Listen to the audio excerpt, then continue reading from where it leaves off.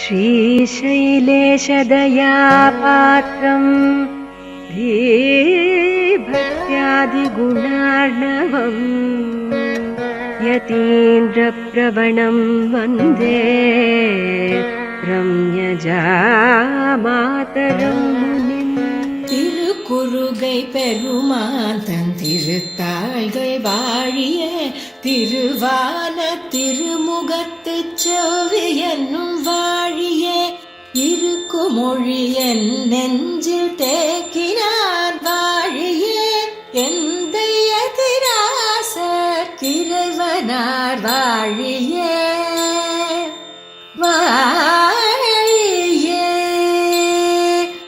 கருக்குழியில் புகவண்ணம் காத்தருள்வோன் வாழியே காசினியில் ஆரியனாய் காட்டினான் வாழியே வருத்தமர வந்தென்னை வாழ்வித்தான் வாழியே மதுர கவி தந்திரான் வாழி வாழி வாழியே வாழி வாழி வாழியே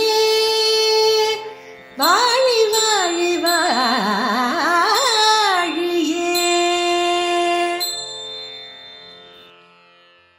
ஸ்ரீமதே ராமானுஜாய நமஹ. ஸ்ரீமத் வரவரமுனயே நமஹ. त्रैवेद्य वृद्धजनमूर्त विभूषणं यत् संपच्च सात्विक जनस्य यतेव नित्यं यद्वा शरण्यम अशरण्य जनस्य पुण्यां तत् संश्रयेम वकुलाभरणाङ्ग्रियुग्मम्. வகுளாபரணர் சுவாமி நம்மாழ்வார், மகிழ்மாலை மார்பினர். அந்த நம்மாழ்வார் அவருடைய திருவடிகளே அனைவருக்கும் தஞ்சம் என்று கூறத்தாழ்வான் முதலான பெரியோர்கள் தங்களுடைய அந்த நூல்களிலே தெரிவிக்கிறார்கள். நம்மாழ்வாருடைய திருவடிகள் யார் யாருக்கெல்லாம் தஞ்சம்? திரைவித்ய விருத்தஜனமூர்த்த விபூஷணம் யத்.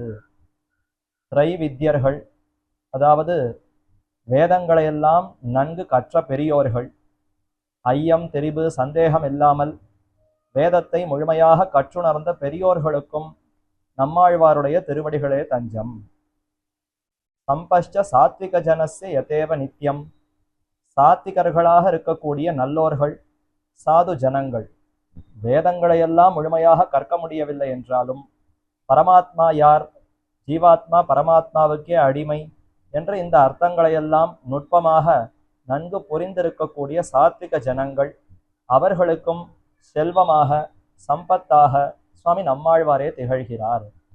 அது மட்டுமா, பாமர ஜனங்களுக்கும் அவ்வாழ்வாரே தஞ்சமாக இருக்கிறார். அசரண்ய சரண்யாம் சரணம். வேறு புகழற்றவர்கள் கதியற்றவர்கள் யாரோ அவர்களுக்கெல்லாம் ஒரே தஞ்சமாக நம்மாழ்வாருடைய திருவடிகளே திகழ்கிறது. இப்போ நம்மாழ்வாருடைய திருவடிகள் பண்டித பாமர விபாகமர அனைவருக்கும் தஞ்சம். நன்கு கற்றுணர்ந்த பெரியோர்கள் வாசித்தவர்களுக்கும் நம்மாழ்வாருடைய திருவடிகள் ஏன் தஞ்சமாக இருக்கின்றது என்றால், அவர்தானே எம்பெருமானுடைய விருப்பத்தை அன்பை முழுமையாக பெற்றவர். இவர்களுக்கெல்லாம் அந்த அன்பு வாய்க்கவில்லை. மயர்வர மதிநலம் அருளப்பெற்ற பெருமைங்கிறது நம்மாழ்வாருக்குத்தான் ஏற்பட்டது. ஆகவே எம்பெருமானுடைய முழு அபிமானத்தையும் பெற்றிருக்கிற நம்மாழ்வாருடைய திருவடிகளை தங்கள் சென்னியாலே தரித்தால், சூடினால், அப்பொழுதுதான் பெருமானுக்கு மகிழ்ச்சி ஏற்படும், திருப்தி ஏற்படும். ஆகவே அதனாலேயே நம்மாழ்வாருடைய திருவடிகளை தரிக்கிறார்கள். இன்னைக்கும் எம்பெருமானுடைய திருவடிகள் ஸ்ரீ பாதுகைகளுக்கு ஷடகோபன், ஸ்ரீ ஷடகோபன் தானே திருநாமம். சன்னதிக்கு போய் பெருமானுடைய திருவடி நிலைகளை பெற்றுக்கொள்கிறோம்னா ஸ்ரீ ஷடகோபன் சாதிக்க வேணும்னு கேட்டு பெறுகிறோம். ஆக அப்படி நம்மாழ்வாரே எம்பெருமானுடைய திருவடிகளாக திகழ்கிறார். ஆகவே அது பண்டிதர்களாக இருந்தாலும் பாமரர்களாக இருந்தாலும் யாருக்கும் ஆழ்வாருடைய சம்பந்தம், ஆழ்வாருடைய திருவடிகள் ஒரே புகழ். அப்படிப்பட்ட நம்மாழ்வார் நமக்காக 4 திவ்ய பிரபந்தங்களை அருளி செய்திருக்கிறார். மாறன் பணித்த தமிழ்மறைக்கு என்று மணவாள மாமுனிகள் அதை அற்புதமாக விவரித்தார். 4 வேதங்கள் வடமொழியிலே அமைந்திருக்கக்கூடிய அந்த வேதங்களுக்கு ஈடாய் சமமாக தமிழிலே, திராவிடத்திலே, திராவிட மொழியிலே 4 வேதங்களாக நம்மாழ்வார் அருளி செய்தார். ருக்வேதம், யஜுர்வேதம், சாமவேதம், அதர்வண வேதம். அதற்கு சமமாக திருவிருத்தம், திருவாசிரியம், பெரிய திருவந்தாதி, திருவாய்மொழி என்ன 4 திவ்ய பிரபந்தங்கள். அதிலே முதல் திவ்ய பிரபந்தம் திருவிருத்தம். பெருமானாலே மயர்வர மதிநலம் அருளப்பெற்ற பிற்பாடு அந்த எம்பெருமானை குறித்து ஆழ்வார் பாசுரங்களை விண்ணப்பிக்க தொடங்குகிறார். அப்படி தொடங்கினது முதல் திவ்ய பிரபந்தம் எதுன்னா திருவிருத்தம் என்கிற ஆச்சரியமான திவ்ய பிரபந்தம். அந்த திருவிருத்தத்துக்கு எத்தனையோ பெருமைகள். ஆழ்வார் முதலில விண்ணப்பித்ததே அதற்கு இருக்கக்கூடிய ஒரு பெருமை. ரிக்வேதத்தினுடைய சாரமாய் ரிக்வேதத்தினுடைய ஒரு ஸ்தானம், அதற்கு எத்தனை பெருமையோ அதே பெருமை இந்த திவ்ய பிரபந்தத்துக்கும் அமைந்திருக்கிறது என்பது மற்றொரு பெருமை. மேலும் இந்த திருவிருத்தம் எப்படிப்பட்டதுன்னா ரகசியத்ரயத்துக்குள்ளே முதல் ரகசியம் திருமந்திரம். அந்த திருமந்திரத்தினுடைய முதல் பதம், இரண்டாவது பதம், 2 பதங்களினுடைய அர்த்தத்தை இது வெளிப்படுத்துகின்றனமா. 4 திவ்ய பிரபந்தங்கள் 3 ரகசியங்களை வெளிப்படுத்துகின்றன என்று ஆச்சாரியர்கள் தெரிவிக்கிறார்கள். அதிலே துவயார்த்தம் தீர்க்க சரணாகதி என்ற துவய மந்திரத்தினுடைய விளக்கமாக இருப்பது அந்த திருவாய்மொழிங்கிற திவ்ய பிரபந்தம். பெரிய திருவந்தாதி என்பது சரமஸ்லோகத்தினுடைய விவரணமாக அமைந்திருக்கிறது. அப்ப மீதி இருக்கக்கூடிய திருமந்திரத்தை திருவிருத்தமும் திருவாசிரியம் விளக்குகிறது. அதுல திருவிருத்தம் முதல் பதம், இரண்டாவது பதம், திருமந்திரத்துல 3 பதங்கள். அதுல முதல் பதம் பிரணவம், அடுத்து நமப்பதம். இந்த 2 பதங்களினுடைய அர்த்தத்தையும் ரொம்ப அற்புதமாக விளக்குகிறது இந்த திருவிருத்தம்ங்கிற திவ்ய பிரபந்தம். ஆக அப்படிப்பட்ட இந்த திருவிருத்தத்தை ஆழ்வார் ரொம்ப ஆச்சரியமாக நாயிகா பாவத்திலே அருளி செய்திருக்கிறார். ஒரு நாயகியாக பராங்குஷ நாயகி என்கிற அந்த பாவத்தோடு எம்பெருமானிடத்துல காதல் வயப்பட்டு பெருமானும் தானும் கலந்து பிரிந்து அந்த அனுபவங்களை எல்லாம் ரொம்ப அற்புதமாக இதிலே விருத்தப்பாக்கள் என்கிற அந்த வகுப்பிலே இலக்கணத்துல சேர்ந்தார் போலே ஆச்சரியமாக விண்ணப்பித்திருக்கிறார். அப்படிப்பட்ட இந்த திவ்ய பிரபந்தத்தை திவ்ய பிரபந்த தாரா என்னும் நிகழ்ச்சியிலே நாமும் அனுபவித்துக் கொண்டு வருகிறோம். ஸ்ரீமத் பரமஹம்ச இத்தியாதிப்படி யதுகிரி யதிராஜ நாராயண ராமானுஜ ஜீயர் சுவாமி பெங்களூரு ஸ்ரீமட்டத்திலே எழுந்தருளி இருந்து பல வித்வான்கள் பலரையும் ஆதரித்து அவர்கள் மூலமாக இந்த திவ்ய பிரபந்த அர்த்தங்கள் நாள்தோறும் வெளிவர வேண்டும். ஒரு அருவி அப்படியே கொட்டி தின்னா எல்லாருக்கும் பயன்படுமோ அத மாதிரி இந்த திவ்ய பிரபந்தத்தினுடைய அர்த்தம் அது இடைவிடாது அப்படியே தொடர்ந்து அருவி போலே கொட்டி கொண்டு இருக்க வேண்டும். அதை எல்லோரும் பருகி ஆசையுடையோர்கள் எல்லாம் அதை பருகி அனுபவிக்க வேண்டும் என்ற அந்த உயர்ந்த எண்ணத்தோடு அந்த சுவாமி ஜீயர் சுவாமி இதை ஏற்படுத்தி நிகழ்த்தி கொண்டு வருகிறார். அதிலே தற்பொழுது நாம் அனுபவிக்க வேண்டியது திருவிருத்தம்ங்கிற திவ்ய பிரபந்தம். அதற்குள்ளேயும் 5 பாசுரங்களை நாம் அனுபவிக்க வேண்டும். 86வது பாசுரம் தொடங்கி 90வது பாசுரம் 100 பாசுரங்கள்.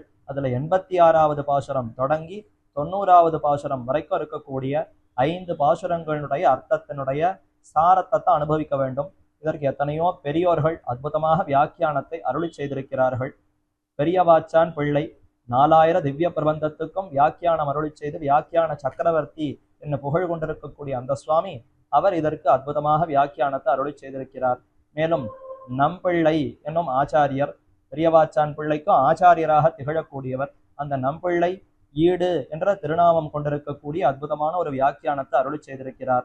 மேலும் வாதிகேசரி அழகிய மணவாளச்சீயர் என்னும் சுவாமி அவர் சுவாபதேச அர்த்தம் இந்த திருவிருத்த பாசுரங்களுக்குள்ளே இருக்கக்கூடிய உட்பொருள் என்ன, ஆழ்ந்த சம்பிரதாய கருத்துகள் என்ன என்பதையும் வெளிப்படுத்தியிருக்கிறார்.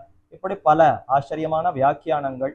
அதற்கு பின்னர் கடந்த 100 வருஷங்களுக்கு முன்பு எழுந்தருளி இருந்த ஸ்ரீ உவே பிரதிவாதி பயங்கரம் அண்ணங்கராச்சாரியர் சுவாமி அவரும் தம்முடைய திவ்யார்த்த தீபிகை என்ன 4000 திவ்ய பிரபந்தத்துக்கும் அதனுடைய அர்த்தத்தை எளிமையாக விளக்க வேண்டும்னு விளக்குற சமயத்திலே திருவிருத்தத்திற்கு ஆச்சரியமான வியாக்கியானத்தை அருளி செய்திருக்கிறார்.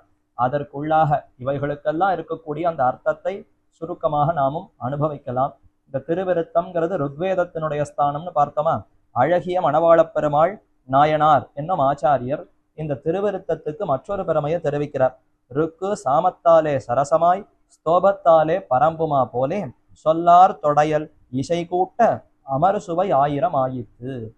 அமர் சுவை 1000ங்கிறது திருவாய்மொழி.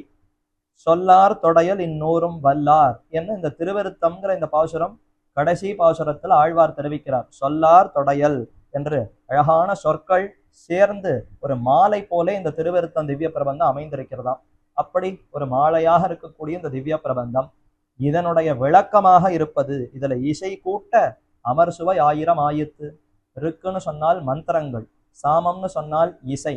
ருக்காகிற மந்திரங்களுக்கு சாமம் ஸ்வரங்களை சேர்த்து இசையை கூட்டினால் அதுவே சாமவேதமாக அற்புதமாக இசைக்கப்படும், சாமவேதம்னு பெயர் பெறும்.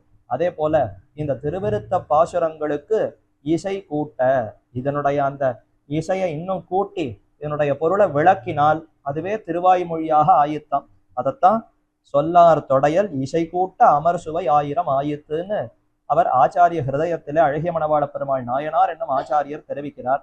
அப்போ இந்த 100 பாசுரங்கள் இதுவே 100 திருவாய்மொழிகளாக ஆயித்துன்னு கொள்ளலாம்.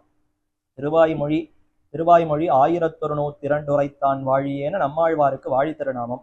அதுல 1000 சொச்சம் பாசுரங்கள் இருக்கிறதா. இந்த திருவிருத்தம் முதல் திவ்ய பிரபந்தம் 100 பாசுரங்கள், இதனுடைய விளக்கமாகத்தான் அங்க 1000 பாசுரங்கள். ஒவ்வொரு பதிகம் அப்படி பார்த்தா 100 பதிகங்கள் அதுல இருக்கு. இதுல 100 பாசுரங்கள் இருக்கு. ஒரு பாசுரம் ஒரு பதிகம் என்ன அங்க விரிவு பெற்றதாம். இப்ப நேராக ஆயித்தா, இதுல முதல் பாசுரம் அங்க முதல் திருவாய்மொழி, இதுல 2வது பாசுரம் அங்க 2வது பதிகம்னு நேராக விளக்கம் ஆயித்தான்னு கேட்டால் அப்படி அல்ல. திருவிருத்தத்தில் இருக்கக்கூடிய 100 பாசுரங்கள் அதுல விளக்கமாக ஆயித்து. ஆனால் வரிசையா இந்த கிரமத்திலேயே அங்க அமையப்பெறவில்லை. அது எம்பெருமான் ஆழ்வாருக்கு எப்படி குணங்களை காட்டினாரோ, எப்படி அனுபவத்தை கொடுத்தாரோ அதற்கேற்றாற் போலே பாசுரங்கள் திருவாய்மொழி அனுபவம்ங்கிறது மாறுபடும். திருவிருத்தத்துல ஒரு மாதிரி அனுபவம், திருவாய்மொழியில அந்த அனுபவம்ங்கிறது கிரமம் வரிசை மாறும். வரிசை மாறினாலும் இதனுடைய விரிவு தான் அங்கே இருக்கிறது என்றுதான் பெரியவர்கள் விளக்குகிறார்கள். நாமும் அப்படி பெருமை கொண்டிருக்கக்கூடிய திருவிருத்தத்தை அனுபவிக்க போகிறோம். 5 பாசுரங்கள். அதிலே முதலிலே 86வது பாசுரம். அடைக்கலத்து ஓங்கு கமலத் தலரையன் சென்னி என்னும் முடைக்கலத்தோன் முன் அரணுக்கு நீக்கியை ஆழிசங்கம் படைக்கலமேந்தியை வெண்ணைக்கு அந்நாய்ச்சி வன் தாம்புகளால் புடைக்கலந்தானை எம்மானை என் சொல்லி புலம்புவனே என்று நாயிகாபாவத்திலே பராங்குஷ நாயகியாக நம்மாழ்வார் அருளி செய்கிறார். இது நம்மாழ்வார் அதாவது தானே அந்த தலைமகளாக நாயிகையாக இருந்து சொல்லுகிறதாகவும் கொள்ளலாம். அல்லது திருத்தாயாருடைய வார்த்தை. திருத்தாயார், இந்த நாயகிக்கு ஒரு தாயார் இருக்கிறார், அந்த தாயார் பார்த்து என் பெண் இப்படி புலம்புகிறாளே, இதை என்னன்னு சொல்லுவதுன்னு புரியவில்லையே என்று திருத்தாயார் சொல்லுவதாகவும் கொள்ளலாம். ஆக இப்படி ஆச்சரியமான ஒரு பாசுரம். இந்த பாசுரத்துல பெருமானிடத்துல ஒரு குற்றமும் இல்லை. அந்த எம்பெருமானை நாம பற்றி இருக்கிறோம், ஆனாலும் நமக்கு இன்னும் பேரு கிட்டவில்லையே, காலம் நெடுகுகிறதே, அதை கண்டு வருத்தப்பட்டு என்ன சொல்லி புலம்புவதுன்னு தெரியவில்லையே. அந்த எம்பெருமானிடத்துல குற்றம் இருந்தால், தோஷம் இருந்தால், தோஷம் இருக்குன்னு சொல்லியாவது புலம்பலாம். பெருமானிடத்துல தோஷமே கிடையாது, துளியும் அவரிடத்துல குற்றமே கிடையாது. அனைத்து ஹேயங்களுக்கும் பிரதிபட்டனாய் கல்யாண குணைக்கதானனாய் அந்த எம்பெருமான் இருக்கிறார். அப்படி பெருமான் இருக்க, நானும் அவரை பற்றி இருக்க, இன்னும் நமக்கு அந்த பேரு கிட்டவில்லை என்றால் இதை என்னன்னு சொல்லுவதுன்னு தெரியலையே. சாதாரணமா உலகத்துல என்ன நாம பார்க்கிறோம், ஏதோ ஒரு இடத்துக்கு செல்ல வேண்டும், ஒரு கல்லூரிக்கு போகணும்னா சீட்டு பெறணும், அதற்கு உண்டான பணத்தையும் கட்டியாச்சு, எல்லாம் ஆச்சு, ஆனாலும் இன்னும் சீட்டு கொடுக்கவில்லைன்னு சொன்னால் இப்போ புலம்பலாம். நான் அதற்கு வேண்டிய நன்றா சான்றிதழ்லாம் வாங்கியிருக்கேன், நன்னா படித்திருக்கிறேன், வாசித்திருக்கிறேன், நல்ல மதிப்பெண்கள் எடுத்திருக்கிறேன், வேண்டிய பணமும் கட்டியாச்சு, ஆனாலும் இன்னும் சீட்டு கிடைக்கவில்லையே என்று புலம்பலாம். இன்னும் நாம செய்ய வேண்டியதை செய்தாகிவிட்டது, பின்னர் கிடைக்கவில்லையேன்னு புலம்பலாம். இப்ப பெருமானிடத்துல நாம செய்ய வேண்டியது ஒன்றுமே இல்லை. மாறாக அந்த பெருமானோ அனைத்து கல்யாண குணங்களும் கொண்டிருக்கிறார், அவர் கொடுப்பதற்கு சித்தமா தயாராக இருக்கிறார். அப்படி இருந்தும் நமக்கு கிடைக்கவில்லையே, இப்ப என்னன்னு சொல்லி புலம்புவதுன்னு கூட புரியவில்லையே. எத்தையானு சொல்லி புலம்பணும்னா ஏதோ தோஷம் குற்றம்னு இருக்க வேண்டும், ஒன்றும் இல்லாததினாலே என்னத்தை சொல்லி புலம்புவதுன்னு புரியவில்லையேன்னு தெரிவிக்கக்கூடிய பாசுரம். ஏன் அப்படி பெருமான் எப்படிப்பட்டவர், அவருடைய தன்மைகள் என்ன என்பதை முதல் 3 வரிகள்ல விவரிக்கிறார். அடைக்கலத்து ஓங்கு கமலத்து அலர் அயன் சென்னி என்னும். கமலத்திலே தாமரை புஷ்பத்திலே நான்முகன் பிரம்மா பிறந்தார், பூவில் நான்முகனை படைக்க தேவும் எப்பொருளும் படைக்க என்ன அந்த எம்பெருமான் புஷ்பத்துல நான்முகனை படைத்தார். நம்முடைய திருநாபி கொப்பூழிலிருந்து அழகான தாமரை புஷ்பம் பெருகித்து, அது ஓங்கித்து உயர ஆகாசத்தை நோக்கி அப்படி உயர போய் வளர அந்த தாமரை விகசித்தது, மலர்ந்தது. அதுல தான் பிரம்மாவை படைத்தார். நான்முகனை நாராயணன் படைத்தான். திருமழிசையாழ்வார் முதல் பாசுரத்திலேயே தெரிவிக்கிறார். அப்படிப்பட்ட பிரம்மாவை படைத்தவன் எம்பெருமான். அழகா எம்பெருமானுடைய திருமேனி பச்சை மாமலை போல் மேனின்னு அழகான கரும் பச்சை நிற வர்ணத்துல அமைந்திருக்கிறது. அப்ப அது தாமரையினுடைய இலை போல இருக்கிறதா. அக்கமல இலை போலும் திருமேனி அடிகள்வாய். பெருமானுடைய திருமேனி எப்படி இருக்குன்னா, கமல புஷ்பம் தாமரை புஷ்பத்தை சுத்தி படர்ந்திருக்கக்கூடிய தாமரை இலைகள், அந்த கொடியில இருக்கக்கூடிய பசுகு பசுகுன்னு இருக்கக்கூடிய இலைகளை போல பெருமானுடைய திருமேனி வர்ணம் இருக்கு, நிறம் இருக்கிறது. நடுநடுவுல தாமரை பூத்தார் போலே பெருமானுடைய அவயவங்கள், 2 திருக்கண்கள் தாமரையை போல இருக்கு, திருவாய் தாமரையை போல இருக்கு, திருக்கைகள் தாமரை போல இருக்கு, திருவடிகள் தாமரை போல இருக்கு, அவருடைய திருநாபியிலிருந்து ஒரு தாமரை அப்படி உயர ஓங்கி வளர்ந்திருக்கிறது. ஆக அடைக்கலத்து ஓங்கு கமலத்து அலரையன், இப்படிப்பட்ட அந்த அழகு, பார்ப்பதற்கே மனதை கவரக்கூடிய அழகிலே பெருமான் அப்படி பிரம்மாவை படைத்தார். அடைக்கமலத்து, அதாவது அடைக்கலத்து ஓங்கு கமலத்து அலரையன், அயன் என்பவர் தான் பிரம்மா. அந்த பிரம்மாவை எம்பெருமான் படைத்தார். அவருடைய சென்னி என்னும் அவருடைய தலை, பிரம்மாவை படைக்கும் பொழுது அவருக்கு 5 தலைகள் இருந்தனவாம். அதே சமயத்துல அவர் ருத்ரனை படைத்தார், அவருக்கும் 5 தலைகள் இருந்தன. ருத்ரன் பார்த்தார், நமக்கும் பிரம்மாவுக்கும் ஒரே பெருமையா? அப்படி இருக்கக்கூடாதே, நமக்குத்தான் இன்னும் பெருமை அதிகமா இருக்கணும், 2 பேருக்கும் வேறுபாடு தெரிய வேண்டும், அதனால நாம் அவருடைய தலையை ஒன்றை கொய்து விடலாம் என்று ருத்ரன் கொஞ்சம் கர்வப்பட்டு தன் தகப்பனாரா இருக்கக்கூடிய பிரம்மாவினுடைய ஒரு தலையை கொய்தார். அப்படி கொய்த உடனே பிரம்மா சாபமிட்டார், எப்ப என் தலையே கிள்ளுகிறாயோ உனக்கு அந்த தலை கையிலேயே ஒட்டி கொள்ளும், நீ கபாலியாக சுற்றுவாய், கபாலித்வம் பவிஷ்யசி என்ன சாபமிட. அதனால கையில கபாலம் ஒட்டி கொண்டு எங்கும் அந்த கபாலத்தோடையே தெரிந்தாராம். அந்த சரித்திரத்தை தான் சொல்லுகிறார். சென்னி என்னும் முடைக்கலத்து ஊன் முன் அரணுக்கு நீக்கியை, அரண் என்பவர் ருத்ரன். அந்த ருத்ரனுக்கு பெருமான் சாப விமோசனத்தையே செய்து கொடுத்தார். புறம் எரி செய்த சிவனுரு துயர்களை தேவை, பத்தளர்விய கோல் கையில் கொண்டு பார்த்தன் தன் தேர் முன் நின்னானை, சித்தவ பணியால் முடித்துறந்தானை திருவல்லிக்கேணி கண்டேனேன்னு திருவல்லிக்கேணி திவதேசத்திலும் இந்த சரித்திரத்தை திருமங்கையாழ்வார் தெரிவிக்கிறார். ருத்ரனுக்கு எவ்வளவு பெருமையா! புறம் எரி செய்த சிவன் திரிபுரத்தை எரித்திருக்கிறார். திரிபுரத்தையும் எரித்து அந்த அசுரனையெல்லாம் முடித்திருக்கக்கூடிய கர்வத்திலே நான் தான் பெரியவன்கிற ஒரு அகங்காரம், அந்த அகங்காரத்துல பிரம்மாவினுடைய தலையை கொய்ய, என் தகப்பனாரா இருக்கக்கூடிய அவருடைய தலையே கொய்தாயா, உனக்கு கபாலம் ஒட்டி கொள்ளும்னு சாபமிட கையில கபாலம் ஒட்டி கொண்டது. அந்த கபாலத்துல போய் பிச்சை புக்குத்தான் உணவு உண்ண வேண்டிய நிலைமை ஏற்பட்டது. எவ்வளவு தாழ்ந்த நிலைமை! பெரிய ருத்ரன், அழிப்புக்கெல்லாம் அதிபதியா இருக்கக்கூடிய கடவுள், ஆனா அவருக்கே இந்த நிலைமை ஏற்பட்டு முடைக்கலத்தூண், துர்நாற்றம் வீசக்கூடிய அந்த கபாலத்தில உணவு பெற்று அதை உண்டு வாழ்ந்து கொண்டிருக்கிறார். இது எவ்வளவு தாழ்ந்த நிலை! அதை பார்த்து இப்போ எம்பெருமான் சரி போகட்டும், என்ன இருந்தாலும் இவர்களும் தேவர்களுக்குள்ள ஒருத்தன் தானே, அப்படிப்பட்ட இவனுக்கு வரக்கூடிய கஷ்டத்தை நாமத்தானே போக்கணும், இவனை படைத்தது நாம் தான், அப்படிப்பட்ட இவனுக்கு துன்பம் வருகிறதுன்னா அந்த சமயத்துல நாம் தான் அந்த துன்பத்தை நீக்க வேண்டும் என்று பெருமானே வந்து தன்னுடைய திருமார்பில் இருக்கக்கூடிய வியர்வை நீரை தெளித்து கபாலத்தை உடைத்து போட்டார். கபாலம் சுக்கு நூறாக உடைந்து வீழ்ந்தது என்பது சரித்திரம்.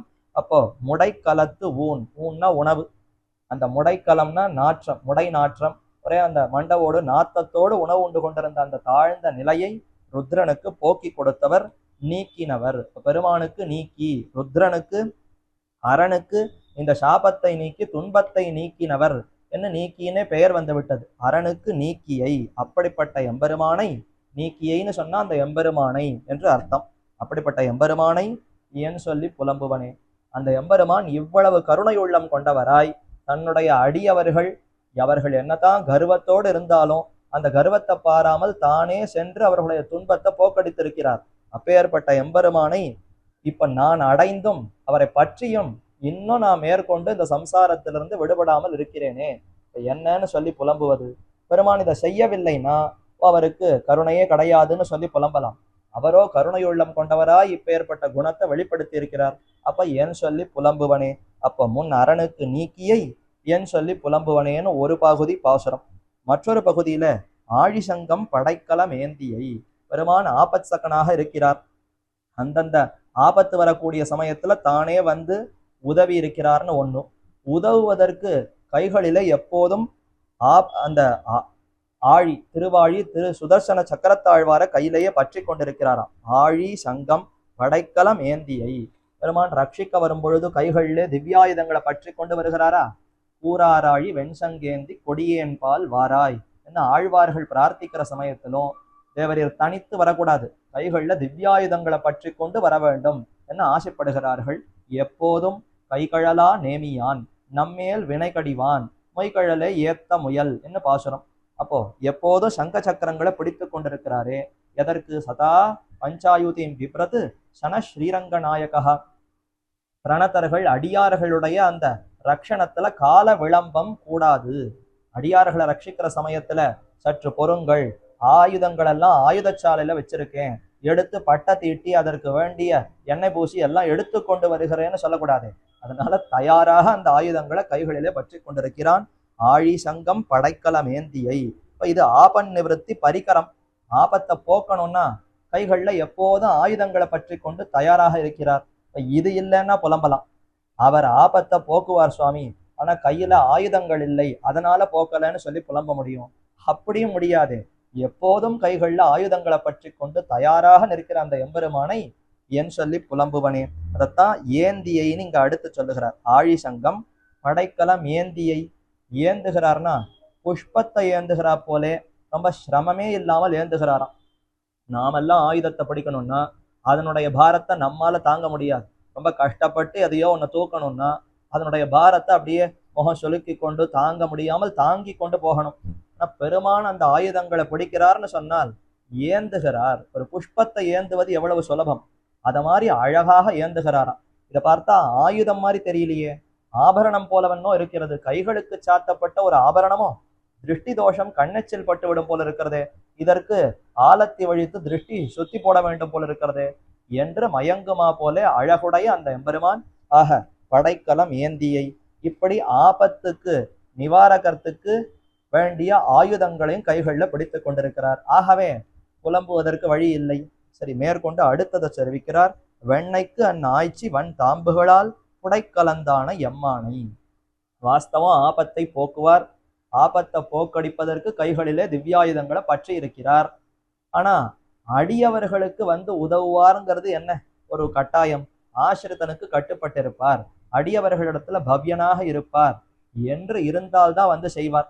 இல்லைன்னா அவர் இஷ்டத்துக்கு எப்ப முடியுமோ அப்பதான் செய்வார். என் கையில ஆயுதமும் இருக்கு, நான் ஆபத்தையும் போக்குவேன், ஆனா நான் இஷ்டப்பட்ட சமயத்துல தான் போக்குவேன்னு சொல்லிட்டா என்ன பண்றது? அப்படி அல்ல. பெருமான் அடியவர்களுக்கு தன்னை இன்னும் தாழ விட்டு கொள்ளுகிறான். பத்துடை அடியவர் கெளியவன், பிறர்களுக்கு அரிய வித்தகன். பக்தியோடு இருப்பவர்களுக்கு, பக்தின்னா அஷ்டாங்க யோகம், நியமம், ஆசனம்னு பிராணாயாமம், பிரத்யாகாரம் அதையெல்லாம் கடைபிடித்து உயர்ந்த பக்தி யோக நிஷ்டர்களுக்கல்ல, சாமானிய பக்தி அத்வேஷ மாத்திரம் ஆபிமுக்கிய சூச்சகம். பெருமான் வந்தா இன்முகத்தோடு அவரை பார்த்தாலே பெருமான் மகிழ்ந்துடுவாராம். அதற்கு மேல அவருக்கு ஒண்ணுமே நாம ரொம்ப சிரமப்பட்டு உபாயங்கள் எல்லாம் செய்ய வேண்டாம். அவர் வருகிற சமயத்துல முகத்தை திருப்பி கொண்டு போகாமல் அவர் வருகிறார்னு அவரை முகத்தை நோக்கி வா என்று சொன்னா கூட போறோம், அப்படி மனசால நினைத்தால் கூட போறோம். அதற்கே பெருமான் நமக்கு வசப்பட்டு விடுகிறான். அப்ப அப்படிப்பட்ட எம்பெருமான் வசப்படுகிறானே. இதோ ஒரு ஆய்ச்சி கட்டும் பொழுது தானும் கட்டுண்டிருந்து அடி வாங்கி மொத்துண்டு அழுதி அலத்தி இருக்கிறான்னா இது எப்பேற்பட்ட சரித்திரம். அதை அடுத்து தெரிவிக்கிறார். அன்று அன்றென்றோ ஒரு நாள் மதுரையில பிறந்து ஒருத்தி மகனாய் பிறந்து ஓரிரவில் ஒருத்தி மகனாய் ஒழித்து வளர்கிற சமயத்திலே, ஆய்ப்பாடி கோகுலத்தில் இருக்கிற சமயத்திலே ஒரு வெண்ணைக்கு என்ன பாடுபட்டார். பரமபதத்திலிருந்து அந்த வெண்ணையை பெற்று புஜிக்க கூடாதா? அங்க கூடாது, ஆய்ப்பாடிக்கு வரணும். சரி, நேர்கொடு நேரே தன்னுடைய தாய் தகப்பனார் இடத்துல பெற்று உண்ணலாமேன்னா அது போராது, களவாடி திருடி உண்ண வேண்டும். சரி, தன் கிரகத்துல திருடினால் போராதான்னா ஆய்குலத்துல ஆய்ச்சிகள் எங்கெங்கெல்லாம் ஒழித்து வச்சிருப்பாளோ போய் போய் திருடணும். கண்ணன் வந்து எடுத்துட போறாரேங்கிறதுக்காக இவர்கள்லாம் பாத்திரத்தை மாத்திண்டே இருப்பாளாம். தினப்படி வைக்கிற பாத்திரத்துல வச்சா நல்லா தெரிஞ்சுட்டு வந்து எடுத்துட்டுருவார். அதனால வேற பாத்திரத்துல வைக்கணும். சாந்து பரணியில கூட எடுத்து வைப்பாளாம். அதாவது சந்தனம் வைக்கக்கூடிய சந்தன பேலா இருக்கா, அதுல தானே சந்தனத்தை வைக்கணும். ஆனா கண்ணன் அந்த சந்தன பேலாவை எடுக்க மாட்டார், அது சந்தனம் தான் வச்சிருப்பாங்கிறதுனால அதை தொடமாட்டாருங்கிறதுக்காக வெண்ணெய் பாத்திரத்தை விட்டுட்டு வெண்ணெயை தூக்கி சந்தன பேலால வச்சு மூடி வைப்பாளாம். ஆனாலும் கண்ணனுக்கா தெரியாது, இவள் நமக்காகவே தன்னுடைய பாத்திரத்தை மாத்தி எங்கெங்கயோ மறைச்சு வச்சிருப்பா. எல்லாத்தையும் நோட்டம் பார்த்து மொத்த வெண்ணெய் எடுத்து சாப்பிடுவாராம். அப்படி சாப்பிடுகிற சமயத்துல கையும் மெய்யுமாக பிடிபட்டு விடுவான். ஆய்ச்சி வன் தாம்புகளால் புடைக்க. தாம்புகளை போட்டு கட்டுகிறாள். வலிய தாம்பு, கண்ணி நுண் சிறு தாம்பினால் கட்டுண்ண பண்ணிய பெருமாயன். மதுரகவியாழ்வார் தெரிவிக்கிறாரு, இந்த கண்ணனை கட்டணுங்கிறதுக்காகவே தாம்புகளை போட்டு கட்டி வச்சிருப்பாளாம். நிறைய சின்ன சின்ன தாம்புகளா இருக்கும். அதெல்லாம் முடிச்சு போட்டு இதெல்லாம் கண்ணனை பிடிச்சு கட்டுறதற்குன்றது தனியா வைத்திருப்பார். அப்படிப்பட்ட அந்த தாம்புகளை கொண்டு இப்போ கண்ணனை பிடித்து கட்டுகிறார். கட்டி அடிக்கிறார். தொம் அதிசஞ்சல சேஷ்டித இத்யுக்வா சாச்சகார குடும்பினி. இப்ப பார்க்கலாம், போட்டு கட்டி போட்டுட்டு இது வரைக்கும் துரு துருன்னு ஆடினியே, இப்ப கைய காலை தூக்கு பார்க்கலாம், காலை தூக்கினா கால் மேல போடுவேன், கைய தூக்கினா கை மேல அடிப்பேன்னு மிரட்டி இப்படியெல்லாம் அடிக்கிறாளாம் அந்த ஆய்ச்சி. கண்ணன் ஒண்ணுமே செய்ய முடியாமல், ஒரு பிரதிக்கிரியை செய்ய முடியாமல், இவளை எதிர்த்து ஒன்னும் செய்யாமல் அப்படியே அழுது அலத்தி கொண்டு, அழுதையும் அஞ்சு நோக்கும் அந்நோக்கும் குலசேகராழ்வார் அனுபவிக்கிறார். எப்படி அந்த கண்ணன் அழுகையோடு நின்று கொண்டிருந்தான் தெரியுமா என்று அதுல ஈடுபடுகிறார். அதே போலத்தான் நம்மாழ்வாரும் வன் தாம்புகளால் புடைக்க அலந்தானை, ரொம்ப சோர்ந்து போயிட்டான் அந்த எம்பெருமான். இது வரைக்கும் துரு துருன்னு சுத்தி கொண்டிருந்தான், பிடிச்சு கட்டி போட்டு அடிச்சுட்டான்னா அதுக்கு மேல ஒன்னும் செய்ய முடியாம அப்படியே கண்கள்ல நீர் பெருகி அழுது அலத்தி கொண்டிருந்தான். அடிக்கிறதுக்கு முன்னாடி அழுதாராம். ஏன் நான் இன்னும் அடிக்கவே இல்லையா, அதுக்குள்ள அழறியன்னா, அடிச்ச பிற்பாடு அழுது என்ன பிரயோஜனம், முன்னாடி அழுதாலாவது சரி அழறானேன்னு விட்டுடுவேன். அதனாலே எம்பெருமான் அப்படி அழுது இப்படியெல்லாம் தன்னுடைய பவ்யத்தை, தான் அடியவர்களுக்கு கட்டுப்பட்டவன் என்பதை வெளிப்படுத்தினாரா, அந்த சரித்திரத்தை தான் இங்க தெரிவிக்கிறார். அப்ப அன்று ஆய்ச்சி வன் தாம்புகளால் புடைக்க அலந்தானை எம்மானை, இப்படிப்பட்ட எம்மானை என் சொல்லி புலம்புவனே. நான் புலம்பணும்னா பெருமானிடத்துல இதெல்லாம் இல்லாமல் இருந்தால் புலம்பலாம். ஆனால் அவரோ அரனுடைய சாபத்தை, ருத்ரனுடைய அந்த துக்கத்தை நீக்கி இருக்கிறார். நீக்குவதற்காக எப்போதும் கைகள்ல திவ்யாயுதங்களை பற்றி இருக்கிறார். அது மட்டுமல்லாது ஆசிரித்தர்கள் அடியவர்கள் யாராக இருப்பினும் அது வலக்கை இலக்கை இடது கை தெரியாத சாமானிய ஆயர்களிடத்துல கூட தான் தன்ன பவ்யன், நான் உனக்கு கட்டுப்பட்டவன் என்ன கட்டுப்பட்டிருக்கிறாருன்னு சொன்னால், அப்ப என்ன பெருமானிடத்துல நான் குற்றத்தை சொல்லி இதனால எனக்கு கிடைக்கலன்னு புலம்புவது, அப்ப எதுவுமே சொல்ல முடியாது போல இருக்கிறதே என்று புலம்பும்படி ஆகிவிட்டது. சாதாரணமா குற்றத்தை சொல்லி புலம்புவதை பார்த்திருக்கிறோம், குற்றம் சொல்ல முடியலையே என்று கூட இந்த இடத்துல சொல்லி புலம்ப முடியவில்லையே, என் சொல்லி புலம்புவனே. இதற்கெல்லாம் மேல எம்மானை, எனக்கு சுவாமியா இருக்கார், என்னையே சொத்தாக கொண்டிருக்கிறார். அந்த எம்பெருமானுக்கு அடியன் சொத்து, சொத்து சுவாமியை நோக்கி எப்படி புலம்ப முடியும், சுவாமி தான் சொத்தை விட்டுட்டாமேன்னு புலம்பணும்.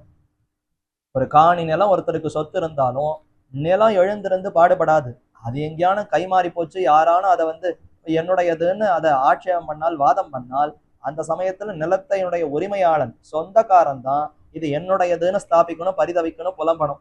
நிலம் எழுந்திருந்து புலம்புமா, அத மாதிரி அடியவன் சொத்து. அப்ப என்ன நான் எப்படி புலம்ப முடியும், அந்த எம்பெருமான் தான் என்ன ரட்சிக்க வேண்டும், ரட்சிப்பதற்கு இத்தனை குணங்கள் அவரிடத்துல இருக்கு, அதை மீறியும் அவர் நம்மை இப்படி வைத்திருக்கிறாரே என் சொல்லி புலம்புவனே. என்ன சொல்லுவதுன்னு புரியவில்லையேங்கிறது பாசுரம். இதுல ஒரே ஒரு வரி, அன்று ஆய்ச்சி வன் தாம்புகளால் புடைக்க அலந்தானை, ரொம்ப வருந்தினான், ஒன்னும் செய்ய முடியாமல் சோர்ந்து போய்விட்டான் என்று இருக்கிறதா. இதே பாசுரத்தை நஞ்சியர் ரொம்ப ஆச்சரியமா ஒரு தடவை அப்படி பாசுரங்களை சொல்லி கொண்டு வருகிற சமயத்திலே அருகே பராசர பட்டர் அவரும் அமர்ந்திருந்தார். பராசர பட்டருடைய சிஷ்யர் நஞ்சியர். ஆச்சாரியரான பராசர பட்டர் நஞ்சியரை அழைத்து அடிக்கடி திவ்ய பிரபந்தங்களை சொல்லும் கேட்கிறேன், நீர் திவ்ய பிரபந்தங்களை வரிசையா அப்படியே விண்ணப்பியும், ஒரு தடவை சேவியுமே, ஒவ்வொரு திவ்ய பிரபந்தத்தையும் அப்படியே சேவித்து வாரம், நான் காது கொண்டு கேட்கிறேன், ரொம்ப ஆசையா ரொம்ப இன்பமாக இருக்கிறது, அதனால நீர் ஒரு தடவை திவ்ய பிரபந்தத்தெல்லாம் சொல்லும் என்று வரிசையா கேட்பறாம். அப்படி சொல்லுகிற சமயத்துல திருவிருத்தத்தை சொல்லி கொண்டு வருகிற பொழுது இந்த பாசுரத்தை அவர் சேவித்தார். அப்போ ஒரு எழுத்தை மட்டும் மாத்தி சேவித்தார், புடைக்க அலர்ந்தானை எம்மானை, அன்னு ஆய்ச்சி வன் தாம்புகளால் புடைக்க அலர்ந்தானை என்ன சேவித்தாராம். கேட்டுட்டு மெய் மறந்து போயிட்டார் பராசர பட்டர். என்ன அர்த்தம், என்ன அர்த்தம், இன்னும் உயர்ந்த அர்த்தமாக இருக்கிறதே, அலந்தானை என்பதை காட்டிலும் அலர்ந்தானைன்னு சொன்னால் விசேஷமான அர்த்தம் ஏற்படுகிறது. இப்படி ஒரு அர்த்தத்தை இதுவரைக்கும் நான் தெரியாமலே இருந்து விட்டேன். நஞ்சியரே, சிஷ்யராக இருப்பினும் நீர் இப்ப எடுத்து சொன்னது ரொம்ப வியக்கத்தக்க வகையில ஆச்சரியமாக இருக்கிறதுன்னு சாதித்தாராம். ஏன் அலர்ந்தான்னு சொன்னா என்ன அர்த்தம், சந்தோஷப்பட்டான், மலர்ந்தான், விகசித்தான்னு அர்த்தம். பரமபதத்துல இருப்பதை காட்டிலும் வன் தாம்புகளால் புடைக்கிற சமயத்துல ஆய்ச்சி பிடிச்சு கட்டி ஓடுவியா ஆடுவியா அடிக்கிறேன் பாரு அப்படி மிரட்டுற சமயத்துல தான் கண்ணனுக்கு சந்தோஷம் உள்ள முழுக்க நிரம்பித்தான். என்னமா நம்முடைய எளிமையை காட்ட முடிகிறது. வைகுந்தத்துல இந்த மாதிரி யாரான்னு நினைச்சு கூட பார்க்க முடியுமா? அவர் எங்கேயோ கோப்புடைய சீரிய சிங்காசனம் தர்மாதிபடத்துல எழுந்துள்ளிருப்பார். நாம எங்கேயோ கீழே இருந்து அந்த அடியவன் அந்த எம்பெருமான கட்டாட்சிப்பரான்னு சுத்தி இருந்து எதிர்நோக்க வேண்டும். ஆனால் இப்ப மாறிவிட்டதே நிலைமை. இங்க ஆய்ச்சியினுடைய ஒரு கைக்கு கீழே தான பணியாளாக இருந்து கொண்டு இவள் எப்ப நம்ம அவிழ்த்து விடுவா, இவள் எப்ப நம்ம அடிக்காமல் இருப்பான்னு அந்த பராத்பரனான எம்பெருமான் இங்க வந்து இப்படி இந்த ஆய்ச்சியின் இடத்துல கட்டுப்படுகிறான்னா இப்பதானே எளிமை நன்றாக வெளிப்பட்டிருக்கிறது. அதனால பெருமான் ரொம்ப சந்தோஷப்பட்டாராம். பல அவதாரங்களை எடுத்து பார்த்தோம். ராமன், அதுக்கு முன்னாடி பார்கவ ராமன், அதுக்கு முன்னாடி வராக பெருமாள், நரசிம்ம பெருமாள்னு பல அவதாரங்களை எடுத்தோம்.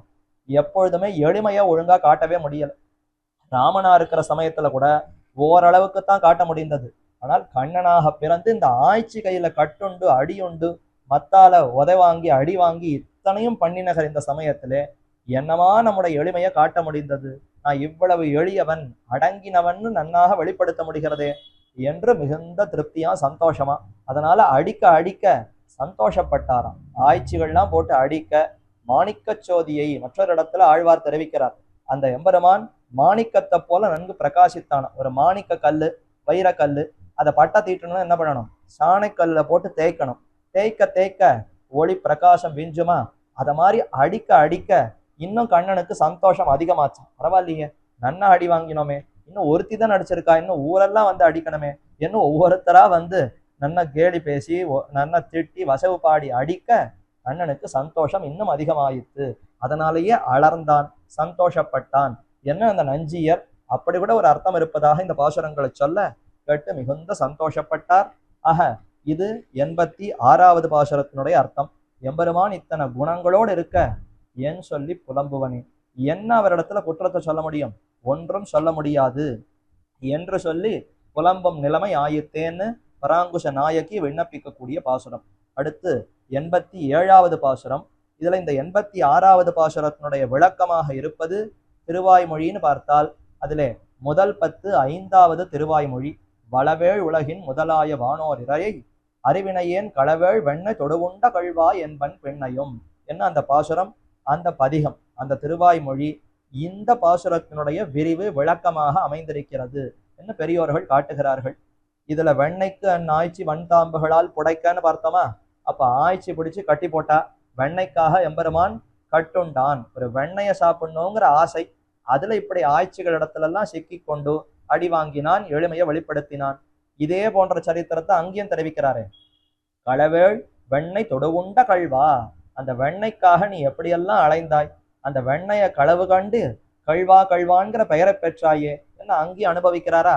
அப்ப இதனுடைய விரிவாக அந்த திருவாய்மொழி அமைந்திருக்கிறது என்று கொண்டு மேலும் நிறைநான்முகனை படைத்தவன், இங்க பிரம்மாவை படைத்தவர்னு பார்த்தோம். அடைக்கலத்து ஓங்கு கமலத்து அலர் அயன் என்று பிரம்மாவை எம்பெருமான் படைத்தார். அதே அந்த திருவாய்மொழியில சொல்லும் பொழுதும் நிறைநான்முகனை படைத்தவன், இந்த எம்பெருமான் தான் நான்முகனை படைத்தான் என்று அங்கும் சொல்லப்பட்டிருக்கிறது. எம்மானை தம்மான் என்னம்மான் என்ன அங்கும் வருகிறது, இங்கேயும் எம்மானைன்னு இருக்கிறது. ஆக இந்த ஒத்துமைகளை பார்க்கும் பொழுது இந்த பாசுரத்தினுடைய விரிவு விளக்கம் அந்த முதல் 10 5ஆம் திருவாய்மொழி என்று கொள்ளலாம். மேலே திருவிருத்தத்திலே 87வது பாசுரம்.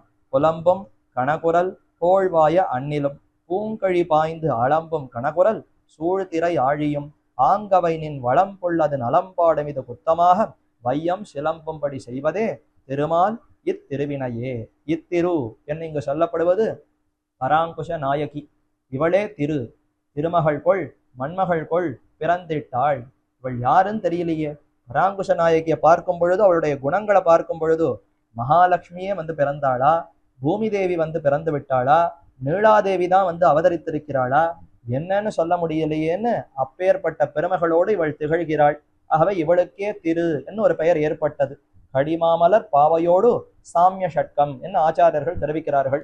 ஒவ்வொரு ஜீவாத்மாவுக்குமே மகாலட்சுமி தாயாரோடு சாமியம் ஒத்துமை உண்டாம். ஜீவாத்மா அத்தனை பேருக்கும் பிராட்டிக்கு எத்தனை தன்மைகள் உண்டோ, எத்தனை குணங்கள் உண்டோ, அந்த குணங்கள் நமக்கும் உண்டு. நாம் அதை தெரியாமல் சம்சாரத்துல சிக்கிண்டு இருக்கிறோம். அதை நன்கு உணர்ந்தவளாய் அந்த பிராட்டி எம்பெருமானுடைய பட்ட மகிழ்ச்சியாய் திவ்ய மகிழ்ச்சியாய் விளங்குகிறாள். ஆக இத்திருன்னு இங்க சொல்லப்படுபவள் பராங்குஷ நாயகி. இவளுக்கு எத்தனை ஏற்றம்! அத்திருவை போலல்ல இத்திரு. அத்திருன்னு சொன்னால் மகாலட்சுமி தாயார், இத்திருன்னு சொன்னால் இந்த பராங்குஷ நாயகி. அத்திரு அவன் ஒருவனையே பற்றும், இத்திரு இருவரையும் பற்றும். மகாலட்சுமி தாயார் எம்பெருமான் ஒருவனைத்தான் பற்றுவாள். அவள் எம்பெருமானையும் மற்ற யாரையாவது சேர்த்து பற்றுவளான்னா மாட்டாளே. அவள் தான் மகாலட்சுமி, திவ்ய மகிழ்ச்சி, பட்ட மகிழ்ச்சியே. அப்ப புருஷகார பூதையான அந்த பிராட்டி நேரே எம்பெருமானுடைய திருவடிகளை மட்டும் பற்றுவாள். ஆனால் இத்திரு என்று சொல்லக்கூடிய பராங்குஷ நாயகி எப்படிப்பட்டவள்னா மிதுனமாய் இரட்டையாய் பிராட்டியோடு சேர்ந்திருக்கக்கூடிய பெருமானை பற்றுவாள். அப்ப அத்திரு பெருமானை மட்டுமே பற்றுவாள், இத்திரு பிராட்டியோடு சேர்ந்திருக்கக்கூடிய எம்பெருமானை பற்றுவாள்னு சொன்னா அது ஏற்றம் அல்லவா? அந்த திருவுக்கு ஒரு எம்பெருமானை மட்டும்தான் தெரியும், இந்த திருவுக்கு பிராட்டியோடு சேர்ந்த எம்பெருமானத்தான் தெரியும். ஆக இத்திருவுக்கு இன்னும் ஏற்றம். இத்திருவினையே திருமால் சிலம்பும்படி செய்வதே. திருமால் அந்த எம்பெருமான் இப்படி செய்கிறாரே, மால் தனியாக இருந்து செய்தால் பரவாயில்ல, திருவோடு வேற சேர்ந்திருக்கிறார் அந்த எம்பெருமான். பிராட்டியும் பெருமானும் சேர்ந்திருந்து இப்படி படுத்தலாமா? பெருமான் மட்டும் படுத்துகிறார்னு சொல்லலாம், சுவாதந்திரியம் உண்டு, தன்னுடைய சுதந்திர தன்மையினால எப்படி வேணாலும் படுத்தலாம். ஆனா தாயான மகாலட்சுமி அருகே இருக்க திருமாலா இருக்கக்கூடிய எம்பெருமான் போய் இப்படி படுத்தலாமோ? அதத்தான் இது என்ன ஆச்சரியமா இருக்கே, திருமால் சிலம்பும்படி செய்வதே இத்திருவினையே. இந்த பிராட்டி பராங்குஷ நாயகியின் இடத்துல அன்பு காட்டாமல் இப்படி இதை கொஞ்சம் நேரம் கடத்தி தாமதித்து இன்னும் இந்த சம்சாரத்துல தவிக்கும்படி செய்கிறாரே, அதனால என்ன ஆயிடுத்துன்னா ஊரார்கள் எல்லாம் பழி சொல்லும்படி ஆயிடுச்சு. பெருமானிடத்துல இந்த தன்மை இப்படி சற்று தாமதிக்கிறார், பராங்குஷ நாயகியை உடனே ஏற்றுக்கொள்ளல. அப்படி தாமதித்த உடனே பராங்குஷ நாயகியால தாங்க முடியல, புலம்புகிறாள். அந்த புலம்பலை பார்த்து ஊராரெல்லாம் பழி சொல்றாளாம். இது என்னது இது, இப்படி கூட நடக்கிறதே, அந்த எம்பெருமானுக்கு கருணையே இல்லையா என்ன? ஊரார்கள் எல்லாம் சிலம்புகிறார்கள், பழி சொல்லுகிறார்கள். இப்படி ஒரு நிலைமை இந்த பெண்ணுக்கு வந்து விட்டதே என்ன திருத்தாயார் சொல்லுவதாகவும் கொள்ளலாம், அல்லது தோழிமார் பராங்குஷ நாயகியினுடைய தோழி சொல்லுவதாகவும் கொள்ளலாம். புலம்பும் கணகுரல் போழ்வாய அண்ணிலும்.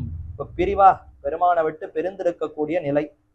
அப்ப சில பதார்த்தங்கள் எல்லாம் ரொம்ப பாதிக்குமா, ரொம்ப சோகத்தை விளைக்கும், துன்பத்தை கொடுக்கும். நாயக்கனும் நாயகியும் சேர்ந்திருந்தால் சந்தனம், அதே போல நிலா, தென்றல் இதெல்லாம் ரொம்ப ரம்யமா இனிக்கும், ஓஹோன்னு சுகத்தை கொடுக்கும். அதே நாயக்கனை விட்டு நாயகி பிரிந்திருக்கிறாள், நாயகி தனித்திருக்கிறாள்னா சந்திரன் வந்தா நிலவு எரியும், சுட்டெரிக்கும், தென்றல் வந்தா அது சுட்டெரிக்கும், பால் கசக்கும், இப்படி எல்லாமே ரொம்ப துக்கத்தை விளைக்கும், துன்பத்தை கொடுக்கும். அதே போலத்தான் இப்ப பராங்குஷ நாயகிக்கு பெருமானை விட்டு பிரிந்திருக்கக்கூடிய நிலையிலே இதெல்லாம் ரொம்ப பாதகமாக இருக்கிறது, துன்பத்தை விளைக்குகிறது. எது அவை? புலம்பும் கணகுரல் போழ்வாய அண்ணிலும். அண்ணில் பறவை, அன்றில் பறவைகள்ங்கிறது எப்போதும் ஆண் பெண் ரெண்டும் சேர்ந்துதான் இருக்குமா. சேவல் பேடை, ஆண் பறவை பெண் பறவை, அந்த ரெண்டு பறவைகளும் அன்றில் பறவைகள் எப்போதும் ஜோடியா மிதுனமா சேர்ந்துதான் இருக்கும். அது சேர்ந்து இருக்கிறது ஒரு பக்கம், வாயை கூட பிரிக்காதான் அலகுகள். அந்த பறவைகளுடைய ஒவ்வொரு அலகும் ஆண் பறவை பெண் பறவை ஒன்னோடு ஒண்ணு கோர்த்து கொண்டு சேர்த்துதான் இருக்குமா. சற்று அந்த அலகை அப்படி நகர்த்தினாலும் தாங்காதான், ஒரே கூக்குன்னு சத்தமிடுமா. பெருமை அலகை நகர்த்துறதுக்கு கூட அது இடம் கொடுக்காது. அப்படி நகர்த்தினாலும் உடனே ரெண்டும் சேர்ந்து ஐயோ பிரிவு வந்து விட்டதோ என்ன ஓஹோன்னு சத்தமிடுமா. எதை போலன்னா ஆச்சரியமா தெரிவிக்கிறார்கள். ஒரு சின்ன ஏதோ ஒரு பையில துணியில ஏதோ போடுகிறோம், ஒரு வஸ்துவோ அரிசியோ ஏதோ ஒண்ணுத்த ஒரு பையில போடுகிறோம். சற்று ஒரு முக்கால் வாசி அதுல சேர்த்த பிற்பாடு நன்னா அதை ஒரு குலுக்கு குலுக்கினாதான் உள்ள இறக்க முடியும். அதற்காக சற்று நிறுத்தி ஒரு குலுக்கு குலுக்கிட்டு மீண்டும் அதுல அரிசியை சேர்ப்போமா? அப்போ சற்று நிறுத்தினது எதற்கு? நன்றாக அதை இன்னும் இடத்தை ஏற்படுத்தி கொண்டு மீண்டும் அதுல சேர்ப்பதற்கு. அத மாதிரி இந்த அலகை சற்று ஏன் நெகிழ்த்தியதுன்னா, அந்த பறவைகள் ஒன்றோடு ஒன்று சேர்ந்துதான் இருந்தன. ஒரு தடவை சற்று நெகிழ்த்தியது, சற்று நகர்த்தினது எதற்குன்னா இன்னும் கட்டியமா பிடிச்சுக்கணுங்கிறதுக்காக அப்படி சற்று நெகிழ்த்தியதான். அந்த நெகிழ்வே அதால பிரிய முடியாமல் உடனே அந்த பெண் பறவையானது கத்த ஆரம்பித்து விடுமா. ஆக அதைத்தான் புலம்பும் கணகுரல் போழ்வாய அண்ணிலும். கணகுரல் பெருத்த குரல், இந்த குரல் எப்படி இருக்கிறதுனா கிழித்து விடுகிறது. அண்ணிலின் குரல் ஈர்வதும், அன்னை சொல் அதாவது ஊரார் பழி சொல்லுவது, அன்றிலின் குரல் ஈர்வது என்று மற்றொரு இடத்துல தெரிவிக்கிறார். இந்த அன்றில் பறவைகளுடைய குரல் பராங்குஷ நாயகி அப்படியே சின்ன பின்னமாக்கி கிழித்து விடுமா. அந்த குரலை கேட்டாலே பராங்குஷ நாயகியால தரிக்க முடியாது.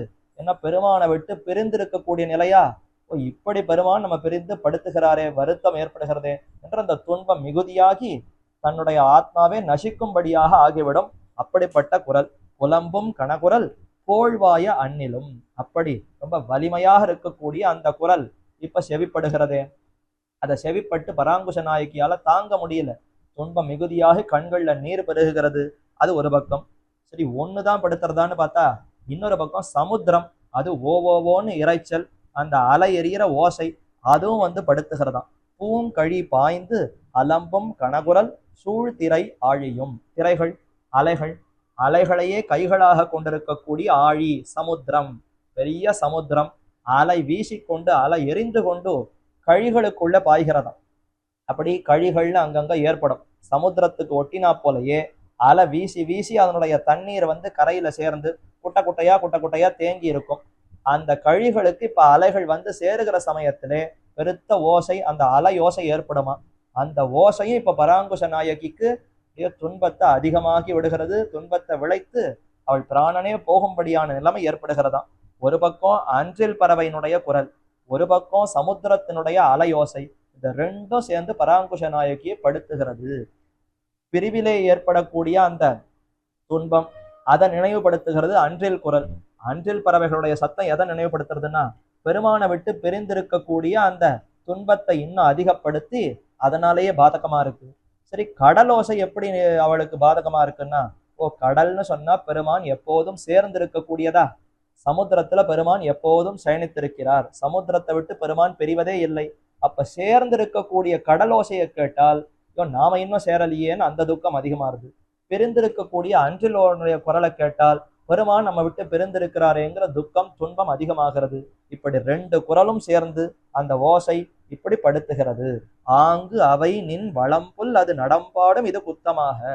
ஏன் இதெல்லாம் படுத்துகிறது இந்த நாயகி என்ன? அது ஒண்ணும் இல்லை, இவள் செய்தது இது ஒன்று தான்.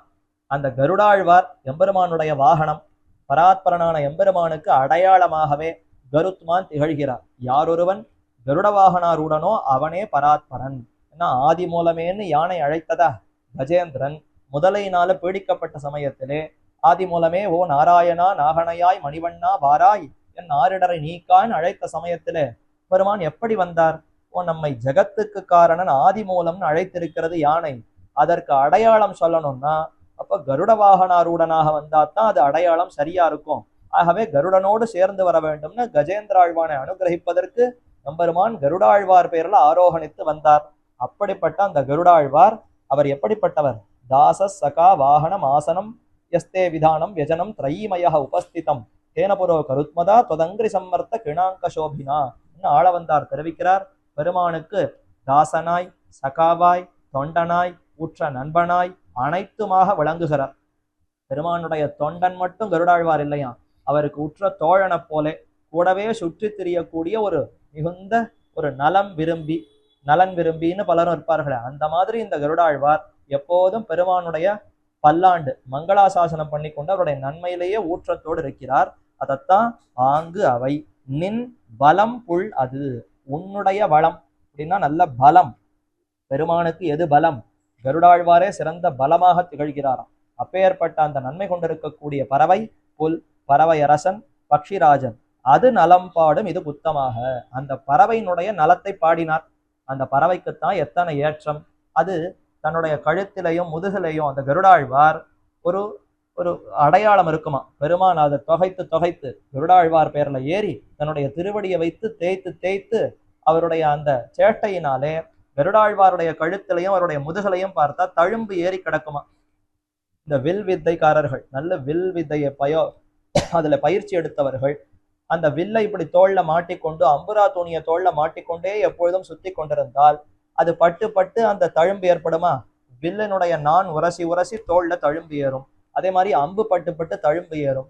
இத மாதிரி கருடாழ்வாருக்கு என்ன தழும்புன்னா, பெருமானுடைய திருவடிகள் பட்டு தழும்பு ஏறி கிடக்கிறதா. அதெல்லாம் ஆசைப்படுகிறாள் பராங்குஷ நாயகி. அந்த கருடனுக்கு என்ன பேரு கிட்டி இருக்கிறது, நமக்கும் அதே போல அந்த பெருமானோடு ஒரு தொடர்பு வேண்டும் என்று ஆசைப்பட்டு கருடாழ்வாருடைய பெருமையை சொல்லி பாடினாள். பாடுவது குத்தமாக, பாடும் இது குத்தமாக வையம் சிலம்பும்படி செய்வது. இப்படி கருடாழ்வாருடைய பெருமையை பாடினா இதையே காரணமாக கொண்டு எம்பெருமான் இதையெல்லாம் வைத்து வர பாதிக்கிறாராம். இந்த அன்றிலின் குரல், அதே போல கடலோசை, இதெல்லாம் இந்த பராங்குஷ நாயகிக்கு துன்பம் கொடுப்பது எதனாலன்னா வேற ஒன்றும் செய்யல, இவள் கருடாழ்வாருடைய பெருமையை சொல்லி பாட அதனாலேயே இந்த துன்பம் நேர்பட்டது. வையம் சிலம்பும்படி செய்வதே. வையத்துல இருப்பவர்கள் என்ன அர்த்தம்? வையத்துல எத்தனை பேர் இருக்கா? ஆண் பெண், படித்தவர்கள் படிக்காதவர்கள், பணக்காரர்கள் ஏழைகள், ஞானிகள் ஏதும் தெரியாத ஏழைகள், முட்டாள்கள், என்ன இப்படி எத்தனை பேர் வையத்துல இருந்தாலும் எல்லோரும் ஏசுகிறார்களாம். எல்லாரும் பார்த்து இப்படி பண்ணலாமா, அந்த எம்பெருமான் இப்படி பராங்குஷ நாயகி தவிக்க விடுகிறாரே என்று அனைவருமாக சேர்ந்து குற்றம் சொல்லி பழிக்கிறார்கள். இப்படி ஆகிவிட்டதே, திருமால் இத்திருவினையே, இத்திருவான இந்த பராங்குஷ நாயகியை இப்படி படுத்தலாமா? அந்த மகாலட்சுமியோடு சேர்ந்திருக்கக்கூடிய எம்பெருமானை பற்றி இருக்கக்கூடிய இந்த பராங்குஷ நாயகியை இப்படி அந்த எம்பெருமான் செய்யலாமோ என்று தோழிமார் சொல்லுவதாகவும் கொள்ளலாம், அல்லது திருத்தாயார் விண்ணப்பிப்பதாகவும் சொல்லலாம். ஆச்சரியமான 87வது பாசுரம். இதனுடைய விளக்கமாய் திருவாய்மொழியிலே 9ஆம் பத்து 2வது பதிகம், பண்டை நாளாலே நின் திருவருளும் பங்கயத்தாள் திருவருளும் கொண்டு நின் கோயில் சீத்து பல்படிகால் குடிகுடி வழிவந்தாட்செய்கின்னோம் தொண்டரோர் கருளி சோதிவாய் திறந்து உன் தாமரை கண்களால் நோக்காய் தெந்திரை பொருணல் தன்பனை சூழ்ந்த திருப்புளிங்குடி கிடந்தானே என்ன. திருப்புளிங்குடிங்கிற ஆச்சரியமான திவ்ய தேசத்துக்குன்னு 10 பாசுரங்களை நம்மாழ்வார் சமர்ப்பித்தார். அதுல பிரார்த்திக்கிறார், உன்னுடைய திருவருளும் பங்கயத்தாள் பெரிய பிராட்டியுடைய திருவருளையும் எப்பொழுதோ பெற்றோம். அந்த மகாலட்சுமியோடு சேர்ந்திருக்கக்கூடிய உம்முடைய திருவருளை பெற்றோம். ஆனால் போருமா?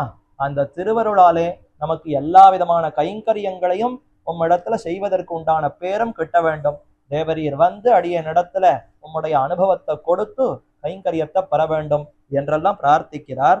ஆக அப்படி பிரார்த்தித்தது அதுல சொல்லும் பொழுது கருடாரூடனாக அந்த எம்பெருமான் வருவதையும் அதுல பாடினார். காசின பறவையூர்ந்து பொன்மிசையின் கார்முகில் போல், பொன்மலையின் மீமிசை கார்முகில் போல் என்று அந்த கருடனுக்கு பேர்ல எம்பெருமான் வருவதற்கே என்ன ஆச்சரியம், என்ன ஆச்சரியம். அதை சேவிக்கணும், அந்த கருடாழ்வாருக்குத்தான் எத்தனை பெருமை என்று அந்த திருவாய்மொழியிலையும் ஆழ்வார் விண்ணப்பித்திருக்கிறார். இந்த பாசுரத்திலையும் கருடாழ்வாருடைய பெருமையை பாடியிருக்கிறார். ஆகவே இந்த திருவிருத்த 87வது பாசுரத்தினுடைய விரிவு விளக்கம் 9ஆம் பத்து 2ஆம் திருவாய்மொழி என்று பெரியோர்கள் தெரிவிக்கிறார்கள். மேலே 88வது பாசுரம். திருமால் திருவொக்கும் மேரு அம்மேருவில் செஞ்சுடரோன் திருமால் திருக்கை திருச்சக்கரம் ஒக்கும் அன்ன கண்டும் திருமால் உருவோடு அவன் சின்னமே பிதத்தா நிற்பதோர் திருமால் தலை கொண்ட நங்கட்கு எங்கே வரும் தீவினையே. இப்போ தாமே அந்த தலைமகளா இருக்கக்கூடிய பராங்குஷ நாயகியே சொல்லக்கூடிய பாசுரம், நமக்கு தீவினை வராது. ஊரார்கள்லாம் பழி சொல்லுவதனால் நமக்கு என்ன கவலை? நமக்கு ஏதோ பாபம் வந்துடும், நமக்கு குற்றம் வந்துடும்னு பயப்படணுமா? பக்தர்களாக இருக்கக்கூடிய நமக்கு குற்றமே வராது. சாமானியப்பட்ட பக்தர்களுக்கே வராதுன்னா திருமால் தலை கொண்ட நங்கட்கு எங்கே வரும் தீவினையே. திருமால் என்ன இந்த இடத்துல சொல்லப்படுவது பெருமானிடத்துல இருக்கக்கூடிய பக்தி காதல். மால்னு சொன்னா அன்பு, மையல், பிச்சு. பெருமானிடத்துல உறுதியான அன்பு காதல். யார் என்ன வந்து சொன்னாலும் நிச்சயம் அந்த எம்பெருமானிடத்திலிருந்து நகரமாட்டேன், அவரிடத்துல தான் என் மனசு ஈடுபடும் என்று உறுதி கொண்டிருப்பதுதான் மால். திருமால்னா இன்னும் விசேஷமான மால், உயர்ந்த மால். விராட்டியோடு சேர்ந்திருக்கக்கூடிய எம்பெருமான ஒரு காலம் பற்றி அவரையே தான் பற்றி நிற்பேனே தவிர அவர் இல்லைன்னு சொன்னால் கூட அங்கிருந்து நகரமாட்டேன். அவரிடத்துல குணங்களே இல்லை, அவர் படுத்துகிறார், ரொம்ப கொடியவராக இருக்கிறார்னு சொன்னாலும் திருமாலை தவிர வேற எங்கும் போக மாட்டேன். வேம்பின் புழு வேம்பண்ணி உண்ணாதுன்னு ஆழ்வார், திருமங்கை ஆழ்வார் தெரிவித்தார். ஒரு வேப்ப மரத்துல இருக்கக்கூடிய புழு, அந்த புழு ஏன் நீ வேப்ப மரத்தையே சாப்பிட்டு எப்போதும் கசப்பா இருக்கக்கூடிய அதை சாப்பிட்டு வாழணும், நான் உன்னை கொண்டு போய் கரும்புல விடுகிறேன் என்று அந்த புழுவை கொண்டு போய் கரும்பில விட்டால் அது நல்லா இனிக்கிறதேன்னு கரும்பை சாப்பிட்டு வாழுமான்னா பிராணனையே விட்டுடும். நான் இருக்கக்கூடியது வேப்ப மரம், வேப்பமரத்தை தான் நான் சாப்பிடுவேனே தவிர என்னதான் இனிப்பாக கரும்பு இருந்தாலும் நமக்கு அது பொருந்தாதுன்னு அந்த பிராணனையே விட்டுடும் அந்த புழு. அத மாதிரி எம்பெருமான் ஒரு வேளை நிச்சயம் அவர் நமக்கு தண்டனை கொடுக்க மாட்டார், கொடுமைக்காரர் அல்ல, எல்லா கல்யாண குணங்களும் கொண்டிருப்பவர் தான். ஆனால் ஒரு பேச்சுக்கு அவர் கொடியவராக இருப்பினும் அவரை விட்டு நகரமாட்டேன். அப்படி ஒரு பிச்சு வந்துடுத்தான், அப்படி ஒரு பைத்தியம் உறுதி. பேயனே எனக்கு யாவரும் யானுமோர் பேயனே எவருக்கும் இது பேசியன். இன்னும் குலசேகர ஆழ்வார் தெரிவிக்கிறார், ஒரு பேய்த்தனத்தோடு இருக்கிறேன்னா நானும் ஒரு பேய் தான், நீங்களும் ஒரு பேய் தான்னு சொல்ற. உலகத்தவர்களை பார்த்தா எனக்கு பேயாட்டம் இருக்கு, என்ன பார்த்தா அவர்களுக்கு பேய் மாதிரி இருக்கு. ஏன்னா உலகத்தவர்கள் என்ன நடந்தாலும் சரி பெருமான் பக்கத்துக்கு வரமாட்டோம், உலக விஷயங்களைத்தான் அனுபவிப்போம், அவர்கள் பேய் மாதிரி சுத்தரா. ஆனா நான் எப்படி இருக்கேன், என்ன நடந்தாலும் சரி பெருமானை விட்டு மற்றொரு விஷயத்துக்கு வரமாட்டேன், நான் உறுதியா இருக்கேன். இப்படிப்பட்ட உறுதியைத்தான் இவ்விடத்துல திருமால்னு சொல்லப்படுகிறது. பெருமானிடத்துல மிகுந்த அன்பு காதல், அதைத்தான் திருமால்னு சொல்லி திருமால் தலை கொண்ட நங்கட்கு. அப்படிப்பட்ட அன்பு காதல் கொண்டிருக்கக்கூடிய நமக்கு தீவினை வருமா? இனி பாபங்கள்ங்கிறது நம்மை அண்டுமோ? அண்டவே அண்டாது. எந்த பாப்பங்களும் நமக்கு எந்த ஒரு கஷ்டத்தையும் கொடுக்காது, பாப்பமே வராது என்ன தெரிவிக்கிறார். முதல்ல பாபம்ங்கிறது இவ்விடத்துல எதை சொல்லுகிறார்னா, ஓ சம்சாரத்துல சிக்கி தவித்து கொண்டு மாறி மாறி பல பிறப்புகளை எடுக்கிறது காரணமா இருக்கக்கூடிய அந்த தீவினை பாப்பத்தை சொல்றாரான்னா அதெல்லாம் சொல்லல. அதெல்லாம் எப்பொழுதே போயித்து. மயர்வர மதிநலம் அருளப்பெற்ற அந்த க்ஷணத்திலேயே அஜ்ஞானத்தை முழுமையாக போக்கினானா அப்பொழுதே அத்தனை பாபங்களையும் போக்கடித்தான். சர்வ பாபேபியோ மோக்ஷயிஷ்யாமின்னு கண்ணன் சரமஸ்லோகத்துல தெரிவித்தாரு. அப்ப அந்த பாபங்கள் எல்லாம் போய்விட்டது. இப்ப பக்தனான பிற்பாடு இப்ப ஒரு பாபம் வருகிறது. பாபம் வருமானு கேட்கிறாருன்னு, இது என்ன பாபம்? பெருமானை அனுபவித்தற்கு தடையாக இருக்கக்கூடிய பாபம். பெருமானுடைய அனுபவம், அந்த எம்பெருமான அனுபவிக்கணும்னு ஆசைப்படுகிறோம். அது அந்த ஆசை நிறைவேறாமல் அவரை விட்டு பிரிந்திருப்பது, அது என்ன காரணம்னு புரியலையே.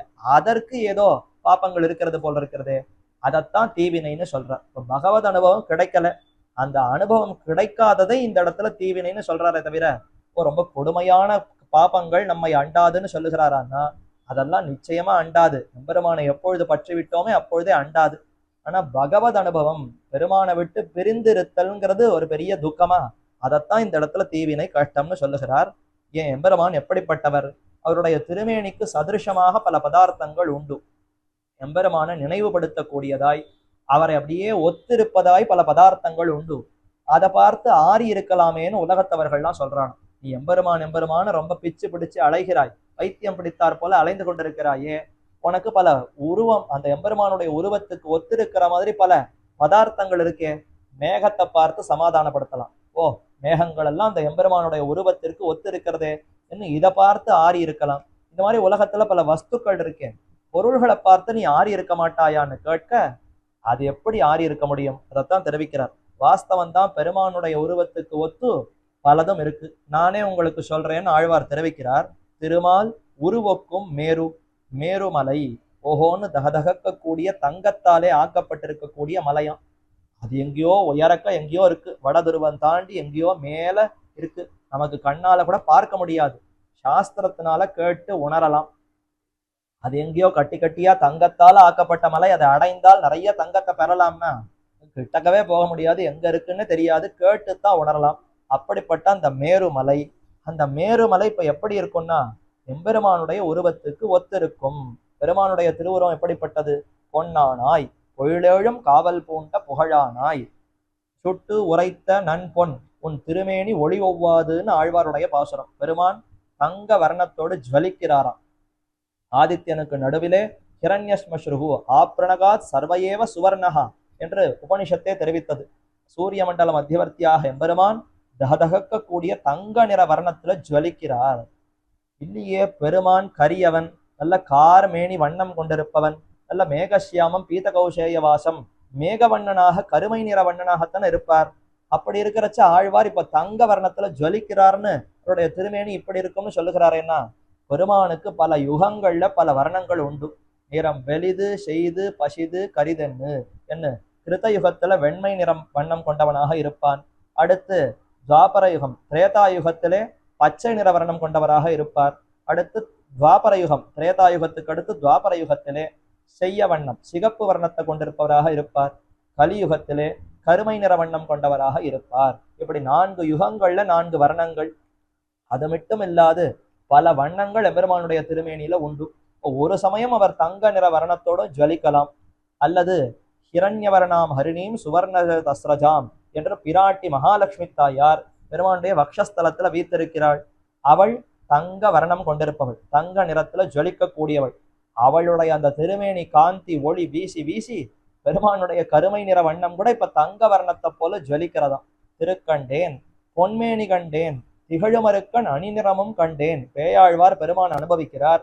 திருவ பார்த்தேன், மகாலட்சுமி பார்த்தேன், பொன்மேனி கண்டேன். அந்த பிராட்டினுடைய ஒளி வீசி வீசி பெருமானுடைய மேனியே அப்படியே தங்கத்தை போல ஜலிக்கிறதுன்னு அங்கேயும் தெரிவிக்கிறார். அப்ப அதே போலத்தான் இங்கேயும் திருமால் உருவக்கும் மேரு, அந்த பெருமானுடைய உருவத்துக்கு ஒத்திருக்கிறது மேரு பர்வதம். சரி, மேருவை பார்த்து ஆறி இருக்கலாமான்னா முடியாது. மேருதான் இருக்கே, அதை பார்த்து பெருமான் நினைத்து கொண்டு சற்று பொறுத்துக்கலாமே, சற்று ஆறி இருக்கலாமேன்னா முடியாதுங்கிறார். அம்மேருவில் செஞ்சுடரோன் திருமால் திருக்கை திருச்சக்கர மொக்கும். அது மட்டுமா, அந்த மேரு பர்வதத்துக்கு மேல சூரியன் வந்து அமரும். சூரியன் அப்படியே சஞ்சரிப்பார். சஞ்சரிக்கிற சமயத்துல ஒரு சமயம் மேருவுக்கு மேல இருப்பாரா, பார்த்தா எப்படி இருக்கும்னா பெருமாள் திருமால் திருக்கை திருச்சக்கரம் ஒக்கும். கைகள்ல எம்பெருமான் திவ்யமான சுதர்சன சக்கரத்தாழ்வார பத்தி இருக்கிறார். இப்போ இந்த மேருவுக்கு மேல சூரியன் இருக்கிறத பார்த்தா எப்படி இருக்குன்னா பெருமாள் கைகள்ல சுதர்சன ஆழ்வார பிடித்து கொண்டிருக்கிறா போலே அவ்வளவு தேஜஸ் ஒளி வெள்ளமாக இருக்கிறதே. என்ன அதை பார்த்து நினைக்கலாம்படி இருக்கிறதா. அம்மேருவில் செஞ்சுடரோன், மேருவுக்கு மேல இருக்கக்கூடிய செஞ்சுடரோன் கதிரவன் சூரியன். திருமால் திருக்கை திருச்சக்கரம் ஒக்கும், பெருமானுடைய திருக்கைகள்ல பிடித்திருக்கக்கூடிய திருச்சக்கரம் மேலான சிறந்த அந்த சுதர்சன சக்கரத்தாழ்வார போல ஒத்து இருக்கிறதே என்று பார்த்தார். பார்த்தவர் ஆறி இருக்கலாமேன்னா அது முடியாது. அன்ன கண்டும் அதை பார்த்தும் திருமால் உருவோடு அவன் சின்னமே பிதத்தா நிற்பதோர் திருமால் தலை கண்ட நங்கட்கு. இதை பார்த்தும் திருப்தி வரலையாம். சாமான்யமா நமக்கு எப்படிப்பட்டதுன்னா ஏதோ அந்த உயர்ந்தது நமக்கு கிடைக்கணும்னு ரொம்ப துடிப்போம். கிடைக்கலையா ஏதோ சாமானியப்பட்டது கிடைச்சா கூட திருப்தி வந்துடும், போரும்னு அதை நினைத்து கொண்டு ஓரளவுக்கு சமாதானப்படுத்தி கொண்டு விடுவோம். திருமலைக்கு போகணும், வரிசையில நிக்கணும், 2 நாளோ 3 நாளோ காத்திருந்து பெருமானை சேவிக்க வேண்டும். அதெல்லாம் யார் அவ்வளவு நேரம் சிரமப்பட முடியும்? வேண்டாம், வீட்டிலேயே இருப்போம். தொலைக்காட்சியை அதை வச்சு அதுல அந்த தொலைக்காட்சியை வச்சுட்டா திருமலையில என்ன உற்சவங்கள் நடக்கிறதோ இங்கிருந்தே பார்க்கலாம். கிட்டக்க போனா கூட பார்க்க முடியாதோ, இங்கிருந்து பெருமானுடைய திருமேனி முழுக்க நன்றாக பார்க்க முடிகிறதுன்னு இந்த தொலைத்தொடர்பு சாதனத்தை வைத்துக்கொண்டு நமக்கு காட்டினால் போரும்னு சொல்லிடுவோம். ரொம்ப திருப்தியா இருக்கேன், நன்னா இருக்கேன், சுகமா இருக்கேன், குளிர் சாதன வசதியோடு இங்கிருந்தே பார்க்கலாம் போல இருக்கிறதே என்ன திருப்தி வந்துடுமா? இதை போல ஆழ்வாருக்கு நீர் ஏன் சுவாமி பதறுகிறீர், கிட்டக்க போய் அனுபவிக்க வேண்டும்னு பார்க்க வேண்டாம், இதோ இதன் மூலமாக பார்த்து அனுபவியும்னு சொன்னால் இதை பார்த்தாலும் அங்கத்தான் போவேன்னு துடிப்பு வருமா? இதை பார்த்த உடனே துடிப்பு அடங்குமான்னு கேட்டா 1க்கு 10 மடங்கு துடிப்பு அதிகமாகி எப்பொழுது கிட்ட போவேன் இன்னும் துன்பம் அதிகமாகிவிடும். கிடைக்கவில்லையேங்கிற துன்பம் ஒரு பக்கம் அதிகமாகும், ஆர்த்தி துடிப்பு அது ஒரு பக்கம் அதிகமாகும். அப்ப திருப்தி பிறவாது, நம்படி திருப்தி ஏற்பட்டுடும். அந்த உயர்ந்தது கிடைக்கல, ஏதோ சாமானியப்பட்டது கிடைச்சாலும் ஓஹோ சரி இதுவே நமக்கு பொருத்தம்னு ஏற்றுக்கொண்டு விடுவோம். ஆனா ஆழ்வார் முதலானவர்கள் அப்படி ஏற்றுக்கொள்ள மாட்டா. அன்ன கண்டும் திருமால் உருவோடு அவன் சின்னமே பிதத்தா நிற்பதோர். இதைத்தான் திருவாய்மொழியில ஒரு பாசுரத்துல சொல்லும் பொழுது, நீராய் நிலனாய் ஈயாய் காலாய் நெடுவானாய் சீரார் சுடர்கள் 2ஆய் சிவனாய் அயனானாய் ஊராராழி வெண்சங்கேந்தி கொடியேன் பால் வாராய் ஒரு நாள் மண்ணும் விண்ணும் மகிழவே என்ன அங்கேயும் பாசுரம். பெருமானை பார்த்து நீதான் நீராக இருக்கிறாய், பஞ்சபூதங்களும் நீதான்ப்பா, நீதான் ஆகாசமா இருக்க, நீதான் காத்தா இருக்க, நீதான் நெருப்பா இருக்க, நீதான் ஜலமா இருக்க, நீதான் பிருத்திவியா இருக்கன்னு பெருமானை பார்த்து சொன்னாராம். பெருமான் சந்தோஷப்பட்டார். என்னமா தெரிவிக்கிறீர் ஆழ்வார், ரொம்ப சந்தோஷம். நீர் அந்த நெருப்பையே பார்த்து சந்தோஷப்படுமே, அந்த ஆகாசத்தையே பார்த்து சந்தோஷப்படலாமே, நம்முடைய அந்த போலி போல அதையெல்லாம் நினைத்து கொண்டு நீர் சந்தோஷப்படலாமேன்னா அது எப்படி முடியும்? இதெல்லாம் நீ இருக்கிறாயின்னு வாஸ்தவம் தான். ஆனா உன்னுடைய அப்ராகிருதமான கோல நீள் கொடிமோக்கும் தாமரை கண்ணும் கனிவாயும் நீண்ட தோளும் அதை சேவித்தாதான் திருப்தி ஏற்படுமே தவிர பூராராழி வெண்சங்கேந்தி கொடியேன் பால் வர வேண்டும், அதை பார்த்துக்கோ இதை பார்த்துக்கோன்னு சொன்னாலாம் ஆறி இருக்க முடியாது. உன்னுடைய திருமேனியை தனியாக கொண்டு வந்து காட்டினால்தான் ஆறி இருப்போம்னு சொன்னாரா?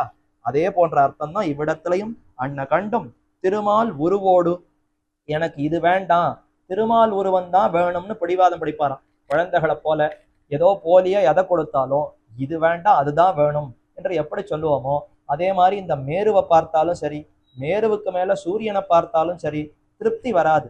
திருமால் வேண்டும், பெருமான் அடையணும்னு அவனையே நோக்கி கொண்டு அவன் சின்னமே பிதத்தா நிற்பது. இது அவன் சின்னம், பார்க்க பார்க்க இன்னும் அவனை எப்ப அடைய போகிறோங்கிற துடிப்பு தான் மிகுகிறது என்று சொல்லி புலம்புகிறாள். நிற்பது ஓர் திருமால் தலை கொண்ட நங்கட்கு. இது அத்தனையும் பெருமானுக்கு திருமேனி தான். விஸ்வரூபத்துல அனைத்தையும் தனக்கு திருமேனியாகத்தானே காட்டினார். அந்த திருமேனியை பார்த்து ஆழ்வார் ஒரு திருப்திப்படுவாரான்னா மாட்டாருங்கிறார். இது எல்லாம் எம்பெருமானுக்கு சொத்துன்னு தெரிந்து இது பெருமானுடைய திருமேனின்னு தெரிந்தாலும் ஆறி இருக்க மாட்டார். இந்த திருமேனி ஜெகத்தே உனக்கு சரீரம்னு காட்ட வேண்டாம், தனித்து உனக்குன்னு இருக்கக்கூடிய அப்ராகிருதமான திருமேனியை காட்டினால் நாம் ஆறி இருப்போம். அதை நீர் காட்டவில்லையே, அப்படிப்பட்ட இது எவ்வளவு துன்பம் என்று அந்த பெண் துடிக்கிறாள். ஓர் திருமால் தலை கொண்ட நங்கட்கு. இது ஓர் திருமால்னா இந்த மாதிரியான ஒரு அன்பு மையல்ங்கிறது வேற எங்கேயுமே பார்க்க முடியாது, நம்ம ஆழ்வாரிடத்துல மட்டும்தான் பார்க்க முடியும். பராங்குஷ நாயகியா இருக்கக்கூடிய இந்த பெண்ணுக்கு இவ்வளவு அன்பா என்று ஊரார்கள் எல்லோரும் பார்த்து அந்த திருமால் தலை கொண்ட நங்கட்கு எங்கே வரும் தீவினையே. இப்படி இந்த பெண் இன்னும் புலம்புகிறாளே என்ன ஊரார்கள் எல்லாம் பழி சொல்ல, அதை பார்த்து இப்ப தோழி அந்த தலைமகள் சொல்லுகிறா போலே, நங்கட்கு எங்கே வரும் தீவினையே, நமக்கு எங்கேருந்து தீவினை வரும், என்னதான் ஊரார்கள் பழி சொன்னாலும் நமக்கு அதனால ஒரு குறை இல்லை, நமக்கு பாப்பம் வராது என்று தைரியமாக சொல்லுவதாக கொள்ளலாம். ஏன்னா எப்படி வந்ததுன்னு தெரியவில்லையே, நமக்கு கூட இப்படி விஸ்லேஷம் வந்து விட்டதேன்னு துன்பத்துல சொல்லுவதாக கொள்ளலாம். தலைமகள் தான் ரெண்டு விதத்திலையும் சொல்லிக்கிறார்.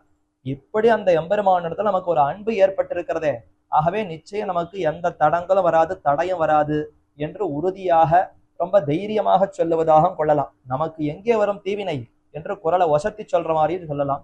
இல்ல ரொம்ப நைந்து போய் நமக்கு கூட வந்து விட்டதே, எங்கே வந்ததுன்னு புரியவில்லையே, நமக்கு எப்படி வந்ததுன்னு தெரியவில்லையே என்று அந்த வருத்தத்தோடு சொல்லுவதாக கொள்ளலாம். ஆக இரண்டு விதத்திலையும் ரொம்ப ஆச்சரியமா இந்த பாசுரத்தினுடைய அர்த்தத்தை பெரியோர்கள் விளக்குகிறார்கள். இதனுடைய விளக்கமாய் திருவாய்மொழியிலே 3ஆம் 10 4ஆம் திருவாய்மொழி, புகழுனல் ஒருவனென்கோ ஒருவில் சீர் பூமி என்கோ திகழும் தன் பறவை என்கோ தீ என்கோ வாயுவென்கோ நிகழும் ஆகாசமென்கோ நீள் சுடர் இரண்டுமென்கோ இகழ்வில் வனைத்துமென்கோ கண்ணனை கூவுமாறே. அந்த பரமாத்மாவை என்னன்னு சொல்லுவேன்னு புரியலையே, அவரை சூரியன்னு சொல்றதா, சந்திரன்னு சொல்றதா, குளிர்ந்த மடுன்னு சொல்றதா, தாமரைப்பூன்னு சொல்றதா, எப்படி சொல்லி அந்த எம்பெருமான விளக்குவது புரியவில்லையேன்னு தவிக்கிறார் அந்த திருவாய்மொழி முழுக்க. அப்ப இந்த பாசுரத்துல அந்த பெருமானுடைய திருமேனிக்கு ஒத்து மேரு இருக்கு, அவருடைய கையில இருக்கக்கூடிய திருச்சக்கரத்துக்கு ஒத்து அந்த சூரியன் இருக்குன்னு ரெண்டுத்துக்கும் ஒப்புமை இருக்குன்னு சொன்னாரா, இதே போன்ற அந்த ஒப்புமையத்தான் அங்க 10 பாசுரங்கள்ல விளக்கினார். ஆகவே இதனுடைய விளக்கமா இருப்பது 3ஆம் 10 4ஆம் திருவாய்மொழின்னு பெரியோர்கள் காட்டுகிறார்கள். மேலே 89வது பாசுரம், தீவினைக்கு அருநஞ்சை நல்வினைக்கு இன் அமுதத்தினை பூவினை மேவிய தேவி மணாளனை உண்மை எழுகாது ஆவினை மேய்க்கும் வல் ஆயனை அன்னு உலகு ஈரடியால் தாவினவேத்தை எம்மானை எஞ்ஞான்னு தலைப்பைவனே. மீண்டும் தலைமகள் சொல்லக்கூடிய பாசுரம், எப்பொழுது நான் அந்த எம்பெருமானை அடைய போகிறேன்னு தெரியலையே, இப்படி அந்த எம்பெருமானிடத்துல நமக்கு பிச்சு மையல் ஏறி இருக்கிறது, ஆனாலும் இன்னும் அந்த எம்பெருமானை எப்பொழுது அடைய போகிறேன்னு தெரியவில்லை என்று மறுபடியும் தெரிவிக்கக்கூடிய பாசுரம். தீவினைக்கு அரு நஞ்சை, பெருமான் எப்படி இருக்கிறார், பாப்பங்களெல்லாம் ஒட்டாதபடியாக அரு நஞ்சு கிடைப்பதற்கு அரிதான ஒரு விஷம், அப்படிப்பட்ட ஒரு விஷமாக பெருமான் இருக்கிறார். பெருமான விஷம்னு சொல்லலாமான்னா, அந்த விஷம் எதற்கு விஷமா இருக்காருன்னா தீவினைக்கு விஷமா இருக்கார். நமக்கு அன்பர்களுக்கு பக்தர்களுக்கு விஷம் இல்லை, அந்த பாபங்கள் கொடிய வினைகளை எல்லாம் போக்கக்கூடிய ரொம்ப வலிதான விஷமாக இருக்கிறார், அரிதான நஞ்சாக இருக்கிறார். தீவினைக்கு அரு நஞ்சை நல்வினைக்கு இன்னமுதத்தினை, நம்முடைய பாபங்களை எல்லாம் பெருமான் போக்குகிறார். அப்ப தீவினைகளுக்கெல்லாம் அரு நஞ்சு, நல்வினைக்கு இன்னமுதத்தினை, நல்ல வினை அப்படின்னு என்ன அர்த்தம், புண்ணியமா, என்ன பாபத்துக்கு நஞ்சா இருக்காருன்னா புண்ணியத்துக்கு ரொம்ப இனிப்பாக இனிமையாக இருப்பார் என்னதானே அர்த்தம் வரும். ஆனா நல்வினைன்னு சொன்னால் புண்ணியம்னு அர்த்தம் இல்லை. ஏன்னா புண்ணியத்தினால பெருமானுடைய அனுபவம் கிட்டுமான்னு கேட்டால் கிட்டாது. புண்ணியத்தினால ஸ்வர்கலோகத்துக்கு போகலாம், சுகத்தை அனுபவிக்கலாமே தவிர எம்பெருமானுடைய அனுபவம்ங்கிறது அவரை பற்றினால்தான் கிடைக்கும். அப்ப நல்வினைன்னு சொல்லப்படுவது எதுன்னா மேலான தபஸ்ன்னு அர்த்தம். தஸ்மான் ஞாசமேஷாம் தபசாம் அதிரிக்தமாகு என்ன வேதாந்தத்துல சொல்லப்பட்டபடி நிறைய தபசுக்கள் வித்தைகள் உள்ளன. அதுல மேலான சிறந்த தபசு வித்தை எதுன்னா ஞாசம் சரணாகதி, பெருமானுடைய திருவடிகளையே பற்றி இருத்தல், அதுதான் மேலான வினை, அதுதான் மேலான செயல். அப்படி பெருமானுடைய திருவடிகளை பற்றி இருக்கக்கூடிய அந்த நல்வினைக்கு, அந்த சரணாகதிக்கு பெருமான் இன்னமுதமாக திகழ்கிறாராம். ஆறாவமுதே அடியேனுடலம் நின்பால் அன்பாயே என்று பகவான் எவ்வளவு இனிக்கிறார், அள்ள அல்ல குறையாத அந்த இனிப்பு அமுதமாக பெருமான் திகழ்கிறார். அப்ப சரணாகதி பண்ணியிருக்கக்கூடிய அடியவர்களுக்கு போக்கியமாக விளங்குகிறார். அவர்களுடைய பாபத்தை எல்லாம் கிட்ட நெருங்காதபடி அரு நஞ்சாக திகழ்கிறார். ஒரு விஷயமே இனிப்பாகவும் போக்கியமாகவும் இருக்கு, அவரே விஷமாகவும் இருக்கிறார்னு இது உலகத்துல பார்க்க முடியுமா? சக்கரை பொங்கல் இருக்கு, நல்லா சாப்பிட்டு அனுபவிக்கலாம், தித்திப்பா இருக்கும், போக்கியமா இருக்கும். ஆனா அது மருந்தாக இருந்து எனக்கு வியாதியை போக்குமானா போக்காது. சரி, மருந்தா இருக்கிறதே என்று அந்த மருந்து வியாதியை போக்கும், கசப்பா இருக்கும். அதை இனிப்பாக உண்டு மகிழ முடியுமான்னு கேட்டால் ஓரளவுக்கு மருந்தாக உட்கொள்ளலாமே தவிர விருந்தாக அதை ஏற்றுக்கொள்ள முடியாது. அப்ப உலகத்துல மருந்தாக இருப்பதெல்லாம் விருந்தாக இருக்காது, விருந்தாக இருப்பதெல்லாம் மருந்தாக இருப்பாது. நஞ்சாக இருப்பது இனிப்பாக இருக்காது, அமுதமாக இருப்பாது. அமுதமாக இருப்பதெல்லாம் நஞ்சாக இருக்காது. ஆனால் பெருமான் விஷயத்துல அவர் அமுதமாகவும் திகழ்கிறார், அதே சமயத்துல தீவினைகள் பாபங்களுக்கு அரு நஞ்சாகவும் திகழ்கிறார். என்னே ஆச்சரியம்! தீவினைக்கு அருநஞ்சை, நல்வினைக்கு இன்னமுதத்தினை. இப்படிப்பட்ட அந்த எம்பெருமானை பூவினை மேவிய தேவி மணாளனை, தேவி மகாலட்சுமி தாயார் அலர்மகள், மலர்மகள் என்னெல்லாம் பிராட்டிக்கு திருநாமமா. பூவினை மேவிய தேவி, திருமாமகள், வேரி மாறாத பூமேல் இருப்பாள்னு பாசலமா. அப்ப அழகான புஷ்பத்திற்கு மேலே புஷ்பத்தினுடைய வாசனை, தாமரை புஷ்பத்தினுடைய நறுமணமே ஒரு வடிவு கொண்டார் போலே மகாலட்சுமி வீத்திருக்கிறாள். பூவினை மேவிய தேவி மணாளனை, அந்த பிராட்டிக்கு வல்லவன். காந்தஸ்தே புருஷோத்தமஹா என்ற இந்த பிராட்டிக்கு வல்லவன் பெருமான். பெருமானுக்கு வல்லபையாக இருக்கக்கூடியவள் இவள். அப்ப தேவி மணாளனை, அப்படிப்பட்ட ஸ்ரீயப்பதியா இருக்கக்கூடிய எம்பெருமானை, ஸ்ரீயப்பதியாக இருப்பதனால தான் பெருமான் இப்படி திகழ்கிறாராம். யார் ஒருத்தர் மகாலட்சுமிக்கு கேழ்வனோ அவர்தான் தீவினைக்கு அருணஞ்சாக இருக்க முடியும், நல்வினைக்கு இன்னமுதமாக இருக்க முடியும். ஏன்னா அடியவர்களை ரட்சிக்க வேண்டும்னு பிராட்டி தான் சொல்லுவலாம். நீ மத்தையோர்களுக்கு தான் தண்டனை கொடுக்கணும், ஆனா உன்னை நோக்கி சரணம்னு வந்திருப்பவர்களை நீ சாஸ்திரத்தை பார்த்து தண்டனை கொடுக்குறேன்னு இருக்கக்கூடாது, கருணையத்தான் காட்டணும், இனிமையாக போக்கியமாகத்தான் இருக்கணும்னு பிராட்டி புருஷகாரம் செய்து சொல்லி கொடுத்தால்தான் பெருமான் அப்படி இருப்பார். ஆக இரண்டத்திற்கும் காரணம் எதுன்னா பூவினை மேவிய தேவி மணாளனை. இதே போலத்தான் திருப்பாவையில மாமாயன், மாதவன், வைகுந்தன் என்று 3 நாமங்களை ஆண்டாள் அழகா சேர்க்கிறாள். மாமாயன் ரொம்ப எளியவன், அடியவர்கள் கையில சிக்குண்டு அடியுண்டு அப்படி எளிமையை காட்டுகிறான்னா சௌசீல்யம்ங்கிற குணம் அது மாமாயன்கிற அது திருநாமத்தினால வெளிப்படுகிறது. வைகுந்தன்னு சொன்னால் பராத்பரன், நித்தியசூரிகளுக்கும் நாயக்கனா இருக்கக்கூடிய பெருமையை வெளிப்படுத்துகிறது. ஒரு பக்கம் பெருமை, ஒரு பக்கம் எளிமை. இந்த இரண்டும் எதனாலே அவனுக்கு வந்ததுன்னா மாதவன் மகாலட்சுமிக்கு நாயகனாய் பிராட்டியோடு சேர்ந்திருப்பதனால தான் நல்ல ரசிக்கத்தன்மையோடு இருக்கிறான், ராசிக்கியத்தோடு கூடினவனாய் இப்படி மேன்மையுடையவனாகவும் இருக்கிறான், எளிமையுடையனாகவும் இருக்கிறான். அதே மாதிரி இந்த இடத்துல பார்த்தால் பூவினை மேவிய தேவி மணாளனை, மகாலட்சுமிக்கு கேழ்வனாய் வல்லவனாக இருப்பதனால தான் பாபங்களை எல்லாம் சுட்டரிக்கக்கூடியதா அழிக்கக்கூடியதான நஞ்சு அப்படி இருக்கணும்னு பெருமான் தெரிந்து கொண்டாராம். அடியவர்கள் சரணாகதி பண்ணியிருப்பவர்களுக்கெல்லாம் போக்கியமாய் இனிமையாக அமுதமாக திகழ வேண்டும்னு பெருமாள் அந்த மகாலட்சுமி இடத்துல தான் தெரிந்து அப்படி திகழ்கிறான். ஆக பூவினை மேவிய தேவி மணாளனை, புண்மை எழுகாது ஆவினை மேய்க்கும் வல் ஆயனை. சரி, இதெல்லாம் ஒரு பக்கம் பெருமானுடைய பெருமை. அவர் ஸ்ரீயப்பதி, அவர்தான் பாபங்களை எல்லாம் ஒழிக்கிறார், அவரே போக்கியமாக திகழ்கிறார். இத்தனை இருந்தும் அவர் தாழ்ந்த காரியங்களை செய்வரோ, சௌசீல்யம் காட்டுவரான்னு கேட்டால் புண்மை எழுகாது ஆவினை மேய்க்கும் வல்லாயனை.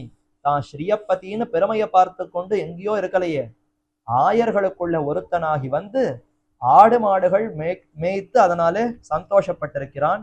புண்மை எழுகாது, ரொம்ப தாழ்ந்த காரியம்னா மாடு கன்றுகளை மேய்ப்பதுங்கிறது எவ்வளவு தாழ்ந்த விஷயம், இதை போய் ஸ்ரீயப்பதியான நான் செய்ய வேண்டுமா என்று கருதவே இல்லையாம். புண்மை எழுகாது, என்னுடைய தாழ்ச்சியை பாராது புண்மை எழுகாது ஆவினை மேய்க்கும் வல்லாயனை. ஆவினை பசுக்களை மேய்க்கும் வல்லாயன், நல்ல சிறந்த ஆயனாக இருந்து பசுமாடு கன்றுகளை எல்லாம் மேய்த்திருக்கிறார். எவ்வளவு ஊற்றம் என்ன அதுல பிடித்தம்னா எப்பொழுதும் பசுமாடு கன்றுகளை மேய்ப்பதுல தான் அவருக்கு திருப்தியாம். பெருமாள் இடத்துல கூட்டுக்கு விசாரித்தால் உனக்கு பரமபதத்துல வைகுந்தநாதனாக இருப்பது பிடித்தமா, ஆடு பசுமாடு கன்றுகளை மேய்ப்பது பிடித்தமான்னு கேட்டா வேண்டாம், வைகுந்தத்தை வேற யாராவது பார்த்துக்கிட்டோம், நான் பசுமாடு கன்றுகளை மேய்த்து கொண்டு இங்கேயே இருக்கிறேன்னு சொல்லுவாராம்.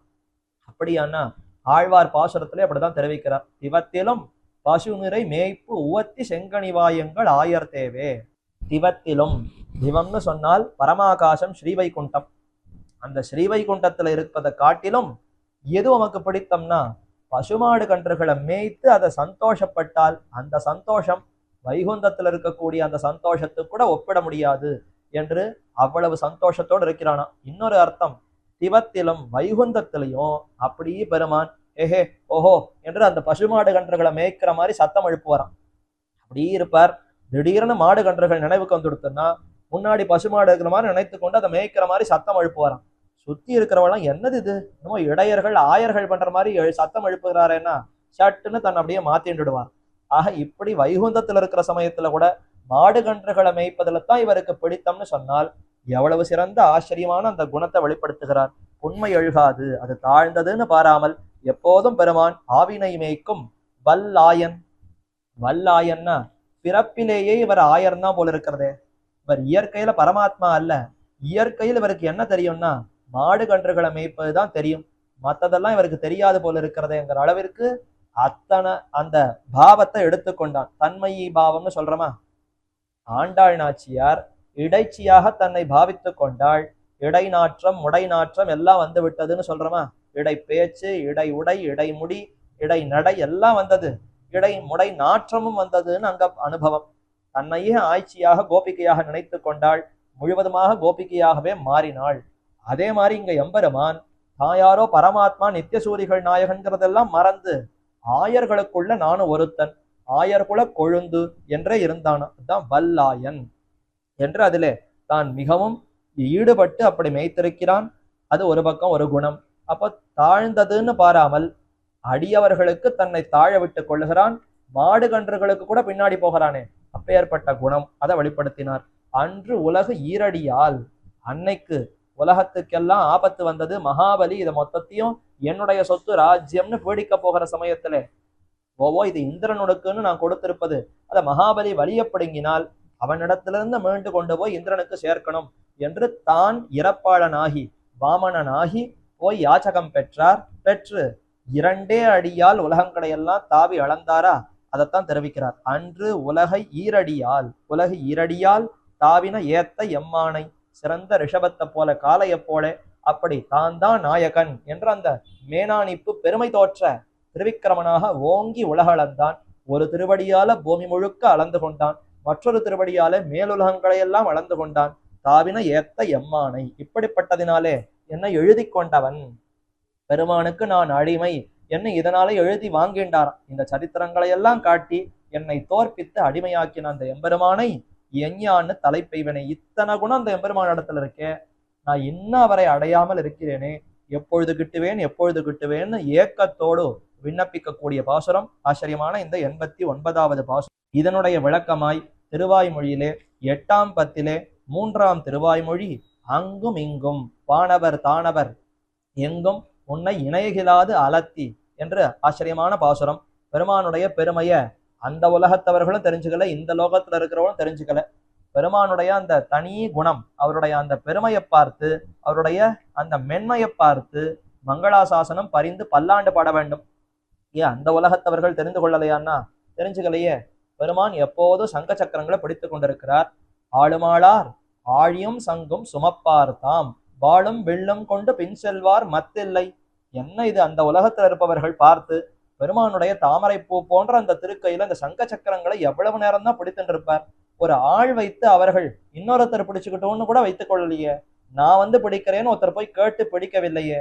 இப்ப ஆழ்வார் ஆசைப்படுகிறார், என்னை அந்த ஆளாக நியமிக்கலாம் அல்லவா, உனக்கு பின்னாடியே வருகிறேன், நீ சுமக்க வேண்டியதை நான் சுமந்து கொண்டு வருகிறேனே என்று ஆசைப்படுகிறார். பரிவோடு பல்லாண்டு பாடுகிறார். அப்படிப்பட்ட திருவாய்மொழி அதுல கேட்கிறார், என்னே என்னை உன் ஏறார் கோல திருந்தடிக்கு இன்னே ஆட்சை என்று நீ கொண்டருள நினைப்பதுதான். பெருமானை எப்பொழுது நீ சங்கல்பிக்க போகிறாய்? நம் திருவடி ஏற வாரும், திருவடிக்கு கீழே இரும், இந்த திருவடிகளை தலையால சூடிக்கொண்டு எப்போதும் கைங்கரியத்திலே இரும் என்று எப்பொழுது நீ சங்கல்பித்து நம்மை ஏற்றுக்கொள்ள போகிறாய் என்று பிரார்த்திக்கிறாரா? இந்த திருவிருத்த பாசுரத்திலையும் எஞ்ஞான்னு தலைப்பெய்வனே, எப்பொழுது கிட்டும் எப்பொழுது கிட்டும்னு ஆசைப்படுகிறார். அப்ப இந்த ஒப்புமையினாலே, இந்த ஒத்துமையினாலே இந்த 89வது பாசுரத்தினுடைய விளக்கமாய் விரிவாக திருவாய்மொழியிலே 8ஆம் பத்திலே 3ஆம் திருவாய்மொழி அமைந்திருக்கிறதுன்னு பெரியோர்கள் தெரிவிக்கிறார்கள்.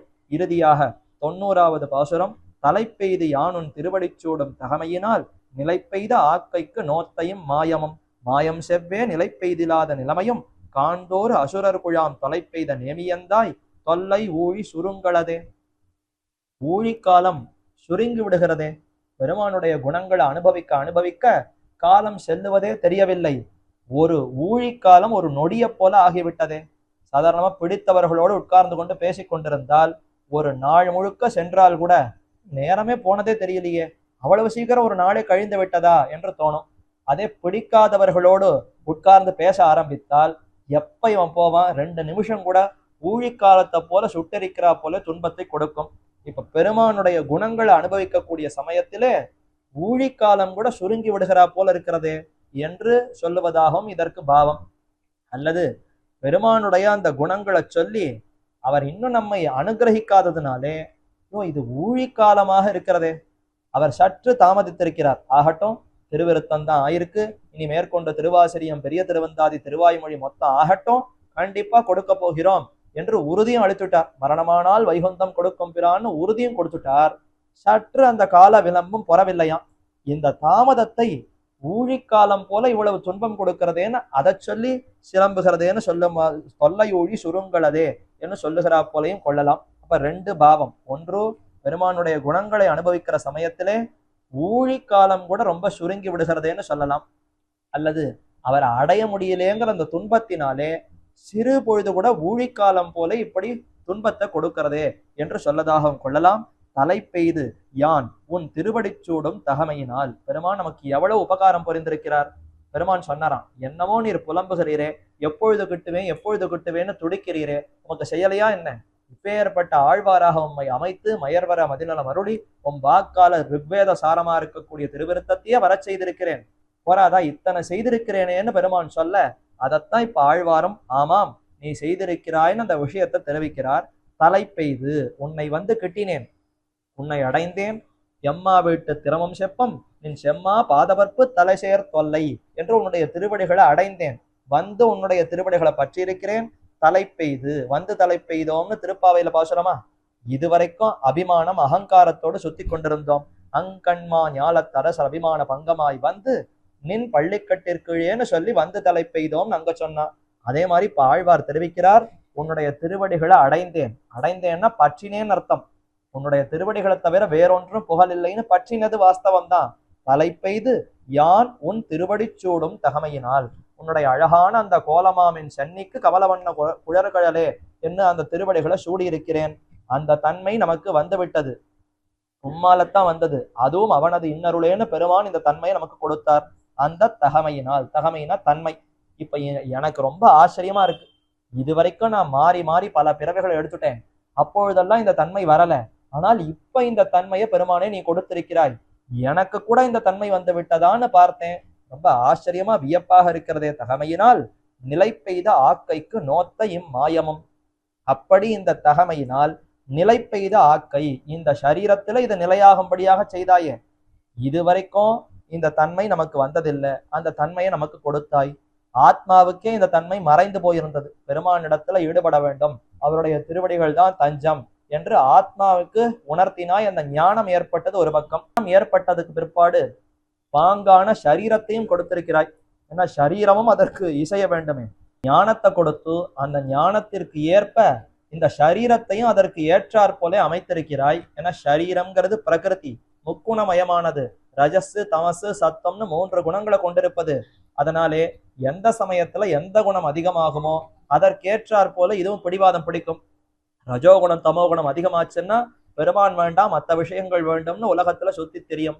அப்படிப்பட்ட ஒரு தன்மையாக அந்த சரீரத்தை கொடுக்காமல் உன்னுடைய திருவடிகளே தஞ்சம்னு பற்றி இருக்கக்கூடிய ஒரு சரீரத்தை கொடுத்தாய். அப்ப ஞானத்தை கொடுத்தாய். அதைத்தான் தலை பெய்து யானும் திருவடிச்சூடும் தகமையினால் நிலை பெய்த ஆக்கைக்கு நோத்தையும் மாயமும். அப்படிப்பட்ட ஒரு உயர்ந்த திருமேனி எனக்கு கொடுத்திருக்கிறாய். ஆழ்வாருடைய அந்த திருமேனி சுத்த சத்தமயமான அப்ராகிருதமான திருமேனின்னு கொள்ளணும். என்ன இதை அப்படியே வைகுந்தத்துக்கு எடுத்துக்கொண்டு போக வேணும்னு ஆசைப்பட்டாரா? இந்த திருமேனியை வைகுந்தத்துல போய் காட்டணும். நித்தியசூரிகளே பாருங்கோ, இந்த பூவுலகத்துல சம்சார மண்டலத்துல இருந்து கூட உண்டிய உடைய உகந்தோடும் இவர்களுக்கு நடுவே இருந்தும் அது ஏதும் வேண்டாம், உண்ணும் சோறு பருகும் நீர் தின்னும் வெத்தில எல்லாம் கண்ணன் இருந்திருக்கிறார் பாரும் என்று அவர்களுக்கெல்லாம் காட்டணும்னு ஆசைப்பட்டார் பெருமான்னு சொன்னால், இந்த திருமேனி எப்பேற்பட்ட உயர்ந்த அபராகிருதமான திருமேனியாக கொள்ள வேண்டும். அப்படிப்பட்ட மேலான உயர்ந்த உடம்பை எனக்கு கொடுத்திருக்கிறாய். நிலை பெய்த ஆக்கைக்கு நோத்த இம்மாயமும். இதுக்கு யாரு நோத்தானே தெரியலையே. நான் என்னமோ நோற்று இந்த சரீரத்தை பெற்றார் போலே, ஒன்னும் நோன்பே நோற்கல, நோற்ற நோன்பிலேன் நுண்ணறிவிலேன் ஆகிலும் இனி உன்னை விட்டொன்னும் ஆற்றகிற்கின்னிலேன் என்று ஏற்கனவே ஆழ்வார் சொன்னா போலே நமக்கு எந்த நோன்பும் இல்லை. ஆனால் எப்படி வந்ததுன்னு தெரியல. மாயம், ஆச்சரியம். பெருமான் கொடுத்தாரே தவிர நம்மிடத்துல ஏதும் இல்லை. நிர்ஹேதுகமாய் எதையும் எதிர்பாராமல் தானே கொடுத்திருக்கிறார். இதுவே ஒரு பக்கம் மாயம். மாயம் செவ்வே நிலை பெய்திலாத நிலைமையும் காண்தோறு அசுரர் குழாம் தலை பெய்த நேமியந்தாய். இதுல என்ன ஆச்சரியம்னா, இந்த தன்மையை ஆத்மாவுக்கு கொடுத்து நிலையில்லாத சரீரத்துல வைத்திருக்கிறாயே, அது இன்னும் ஆச்சரியமா இருக்கு. சரி, சரீரத்தை நிலையாட இருக்க முடியுமானா மின்னின் நிலையில மண்ணுயிர் ஆக்கைகள் என்ன, இந்த சரீரம் நிலையில்லாதது. அப்படிப்பட்ட இந்த சரீரத்துல வைத்தாய், ஆனா உயர்ந்த நித்தியசூரிகளுக்கு உண்டான ஞான பக்தியை கொடுத்திருக்கிறாய். இது என்ன ஆச்சரியம்! இந்த சரீரத்துல வைத்திருக்கிற சமயத்திலேயே நித்தியசூரிகளுக்கு உண்டான பக்தியை கொடுத்திருக்கிறாய்னா இது எப்பேற்பட்ட மாயம்! மாயம் இம்மாயம் என்று அதைத்தான் மாயம்னு வித்தராகிறார், ஈடுபடுகிறார். சரி, அது ஒரு பக்கம். மாயம் செவ்வே நிலை பெய்திலாத நிலைமையும் காண்தோர் அசுரர் குழாம். நீ கொடுத்து விட்டாய், ஆனாலும் பிரகிருதி தானே, என்னதான் பண்ணாலும் பிரகிருதி தாழ்ந்தது. ஆகவே அதனுடைய செயலை காட்டி எப்பொழுது இதுல இருந்து தப்பி விடுமோ தெரியல. நிலை பெய்திலாத நிலைமையும், இது எப்பொழுதும் நிலை நிற்குமா? எத்தனை குளிக்கு நிற்கும்? இது எத்தனை நாள் தாங்கும்? இப்படியே நிற்கும்ங்கிறது தெரியலையே. ஏன்னா இது மிகவும் தாழ்ந்தது, ரொம்ப நிலையில்லாத சரீரம். இப்படிப்பட்ட சரீரத்துல வைத்திருக்கிறாயே கண்ணா, நீ உயர்ந்த ஞானத்தை கொடுத்தாய், கொடுத்த பின் அதற்கு ஏற்ற சரீரத்தை கொடுத்து கைங்கரியத்துல வைத்திருக்கலாம். ஆனால் தாழ்ந்த இந்த சரீரத்துல வைத்து இந்த ஞானத்தை கொடுத்தது ஆச்சரியம். அதற்கு மேல இப்ப என்ன பயம்னா, இந்த சரீரம் எத்தனை நாளுக்கு தாங்கும், எத்தனை காலம் இந்த அறிவோடு இருப்பேன்னு தெரியலையே. இந்த சரீரத்தினுடைய தோஷத்தினாலே நீ கொடுத்த ஞானம் கூட கலங்கி விடலாம். ஏன்னா நித்தியசூரிகள் இந்த லோகத்துக்கு வந்தா அவருடைய ஞானம் கூட கலங்கி விடுகிறது. கருத்மான் இந்த பூவுலகத்துல வந்த சமயத்துல அவருக்கே பசிக்கோபம் ஏற்பட்டு உன்னையே எதிர்த்தார்னு சரித்திரம் இருக்கு. அப்போ யாரையும் கலக்கக்கூடிய வலிய அந்த ஐம்புலன்களோடு இருக்கக்கூடிய இந்த சரீரத்தை கொடுத்து நம்மை வைத்திருக்கிறாயே. நிலை பெய்திலாத நிலைமையும், இந்த நிலைமையை காண்தோறும் நினைக்கும் தோறும் காணும் தோறும் இப்படிப்பட்ட இந்த தன்மையை பார்க்கும் போறும் நமக்கு ரொம்ப பயம் ஏற்படுகிறது. அசுரர் குழாம் தொலை பெய்த நேமியந்தாய். சரி, இதெல்லாம் பார்க்கிற சமயத்துல தேவரீர் சக்தி உடையவராக இருக்கிறீர், இதெல்லாம் பார்த்து வேற வழி இல்லை, இப்படியே தான் இருக்க வேண்டும் என்ன இருக்கணுமான்னு கேட்டா இல்லையே. அசுரர்களை எல்லாம் பொடிபடுத்தக்கூடிய உயர்ந்த திருவாழிய கையில கொண்டிருக்கிறாய். அசுரர் குழாம் தொலை பெய்த நேமியந்தாய். அசுரர்களை எல்லாம் மாய்க்கக்கூடிய உயர்ந்த திருச்சக்கரத்தாழ்வார கைகளை பெற்றுக்கொண்டு எப்போதும் ரட்சிப்பதற்கு தயாராக இருக்கிறாய். அப்படி இருந்தும் நான் இப்படி படலாமா, இப்படி துன்பப்படலாமா? இதை நினைத்தால் தொல்லை ஊழி சுருங்கலதே. உன்னை விட்டு பிரிந்திருக்கக்கூடிய ஒவ்வொரு நொடியும் ஊழிக்காலமாய் கல்ப காலத்தை போல அப்படி நெடிதாகுகிறதே, துன்பத்தை விளைக்கிறதே என்ன ஒரு அர்த்தம்.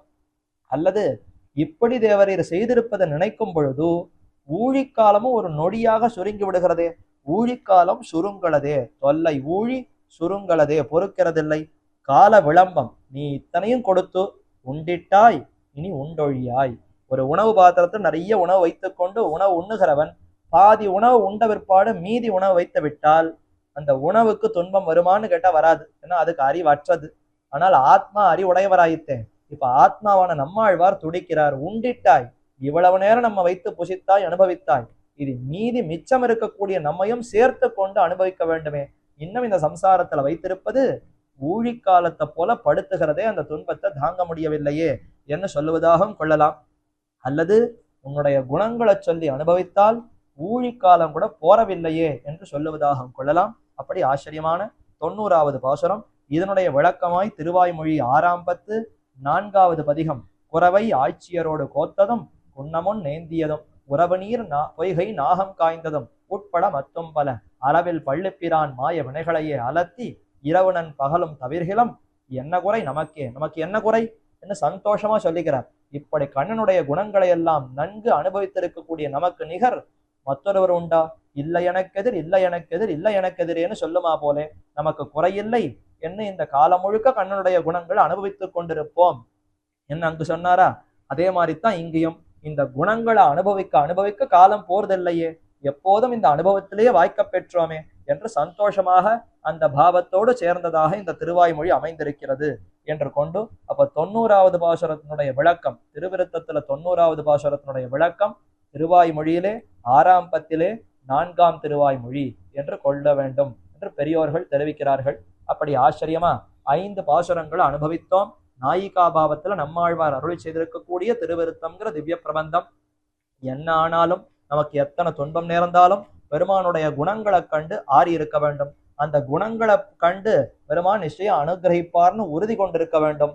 அவருக்கு போலியாக சில பதார்த்தங்களை பார்த்தாலும் திருப்தி பெறவாமல் அவரையே அடைய வேண்டும்ங்கிற அந்த எண்ணத்தோடு இருக்க வேண்டும் என்ற இந்த தன்மைகளை எல்லாம் நம்மாழ்வார் ஆச்சரியமாக இந்த திவ்ய பிரபந்தத்துல வெளிப்படுத்தினார். அப்படிப்பட்ட ஆழ்வாருடைய திருவடிகளே நமக்கும் ஒரே கதி என்று அந்த திருவடிகளுக்கு பல்லாண்டு பாடி வணங்கி தொண்டுகளை செய்வோம். இப்படிப்பட்ட இந்த வாய்ப்பை நல்கின ஸ்ரீமத் பரமஹம்ச இத்தியாதிப்படி எழுந்தருள் இருக்கக்கூடிய யதுகிரி யதிராஜ நாராயண ராமானுஜ ஜீயர் சுவாமி, அந்த சுவாமியினுடைய தேனே மலரும் திருவடிகளுக்கு பல்லாண்டு பாடிக்கொண்டு, ஏன்னா அவர் ஏற்பாடு செய்து சுபமாக இது நடக்கட்டும்னு அவர் அங்கீகாரம் அளித்து இது நடைபெறுகிறது. அவருடைய அந்த ஒரு எண்ணம், அவருடைய அந்த கைங்கரியம் அது மேலும் மேலும் நன்றாக வளர்ந்து பலருக்கும் இதனாலே அந்த நன்மைகள் கிட்ட வேண்டும், எங்கும் திருவருள் பெற்று இன்புற வேண்டும்னு பிரார்த்தித்து கொண்டு அமைகிறேன். பிருந்தாரண்ய நிவாசாய பலராமானுஜாய ருக்மிணி பிராணநாதாய பார்ப்பசூதாய மங்களம். ஆழ்வார் திருவடிகளே சரணம், எம்பெருமானார் திருவடிகளே சரணம், ஜீயர் திருவடிகளே சரணம். பற்பமெனத்திகள் பைங்கழலும் தன் பல்லவமே விரலும், பற்பமென திகழ் பைங்கழலும் தன் பல்லவமே விரலும், பாவனமாகிய பைந்துவராடை பதிந்த மருங்கழகும், பாவனமாகிய பைந்துவராடை பதிந்த மருங்கழகும், முப்புரி நூலோடு முன்கையில் ஏந்திய முக்கோல் தன்னழகும், எப்பொழுதும் யதிராசன் வடிவழகு என் இதயத்துள்ளதால், இல்லை எனக்கெதிர் இல்லை எனக்கெதிர் இல்லை எனக்கெதிரே, இல்லை எனக்கெதிர் இல்லை எனக்கெதிர் இல்லை எனக்கெதிரே,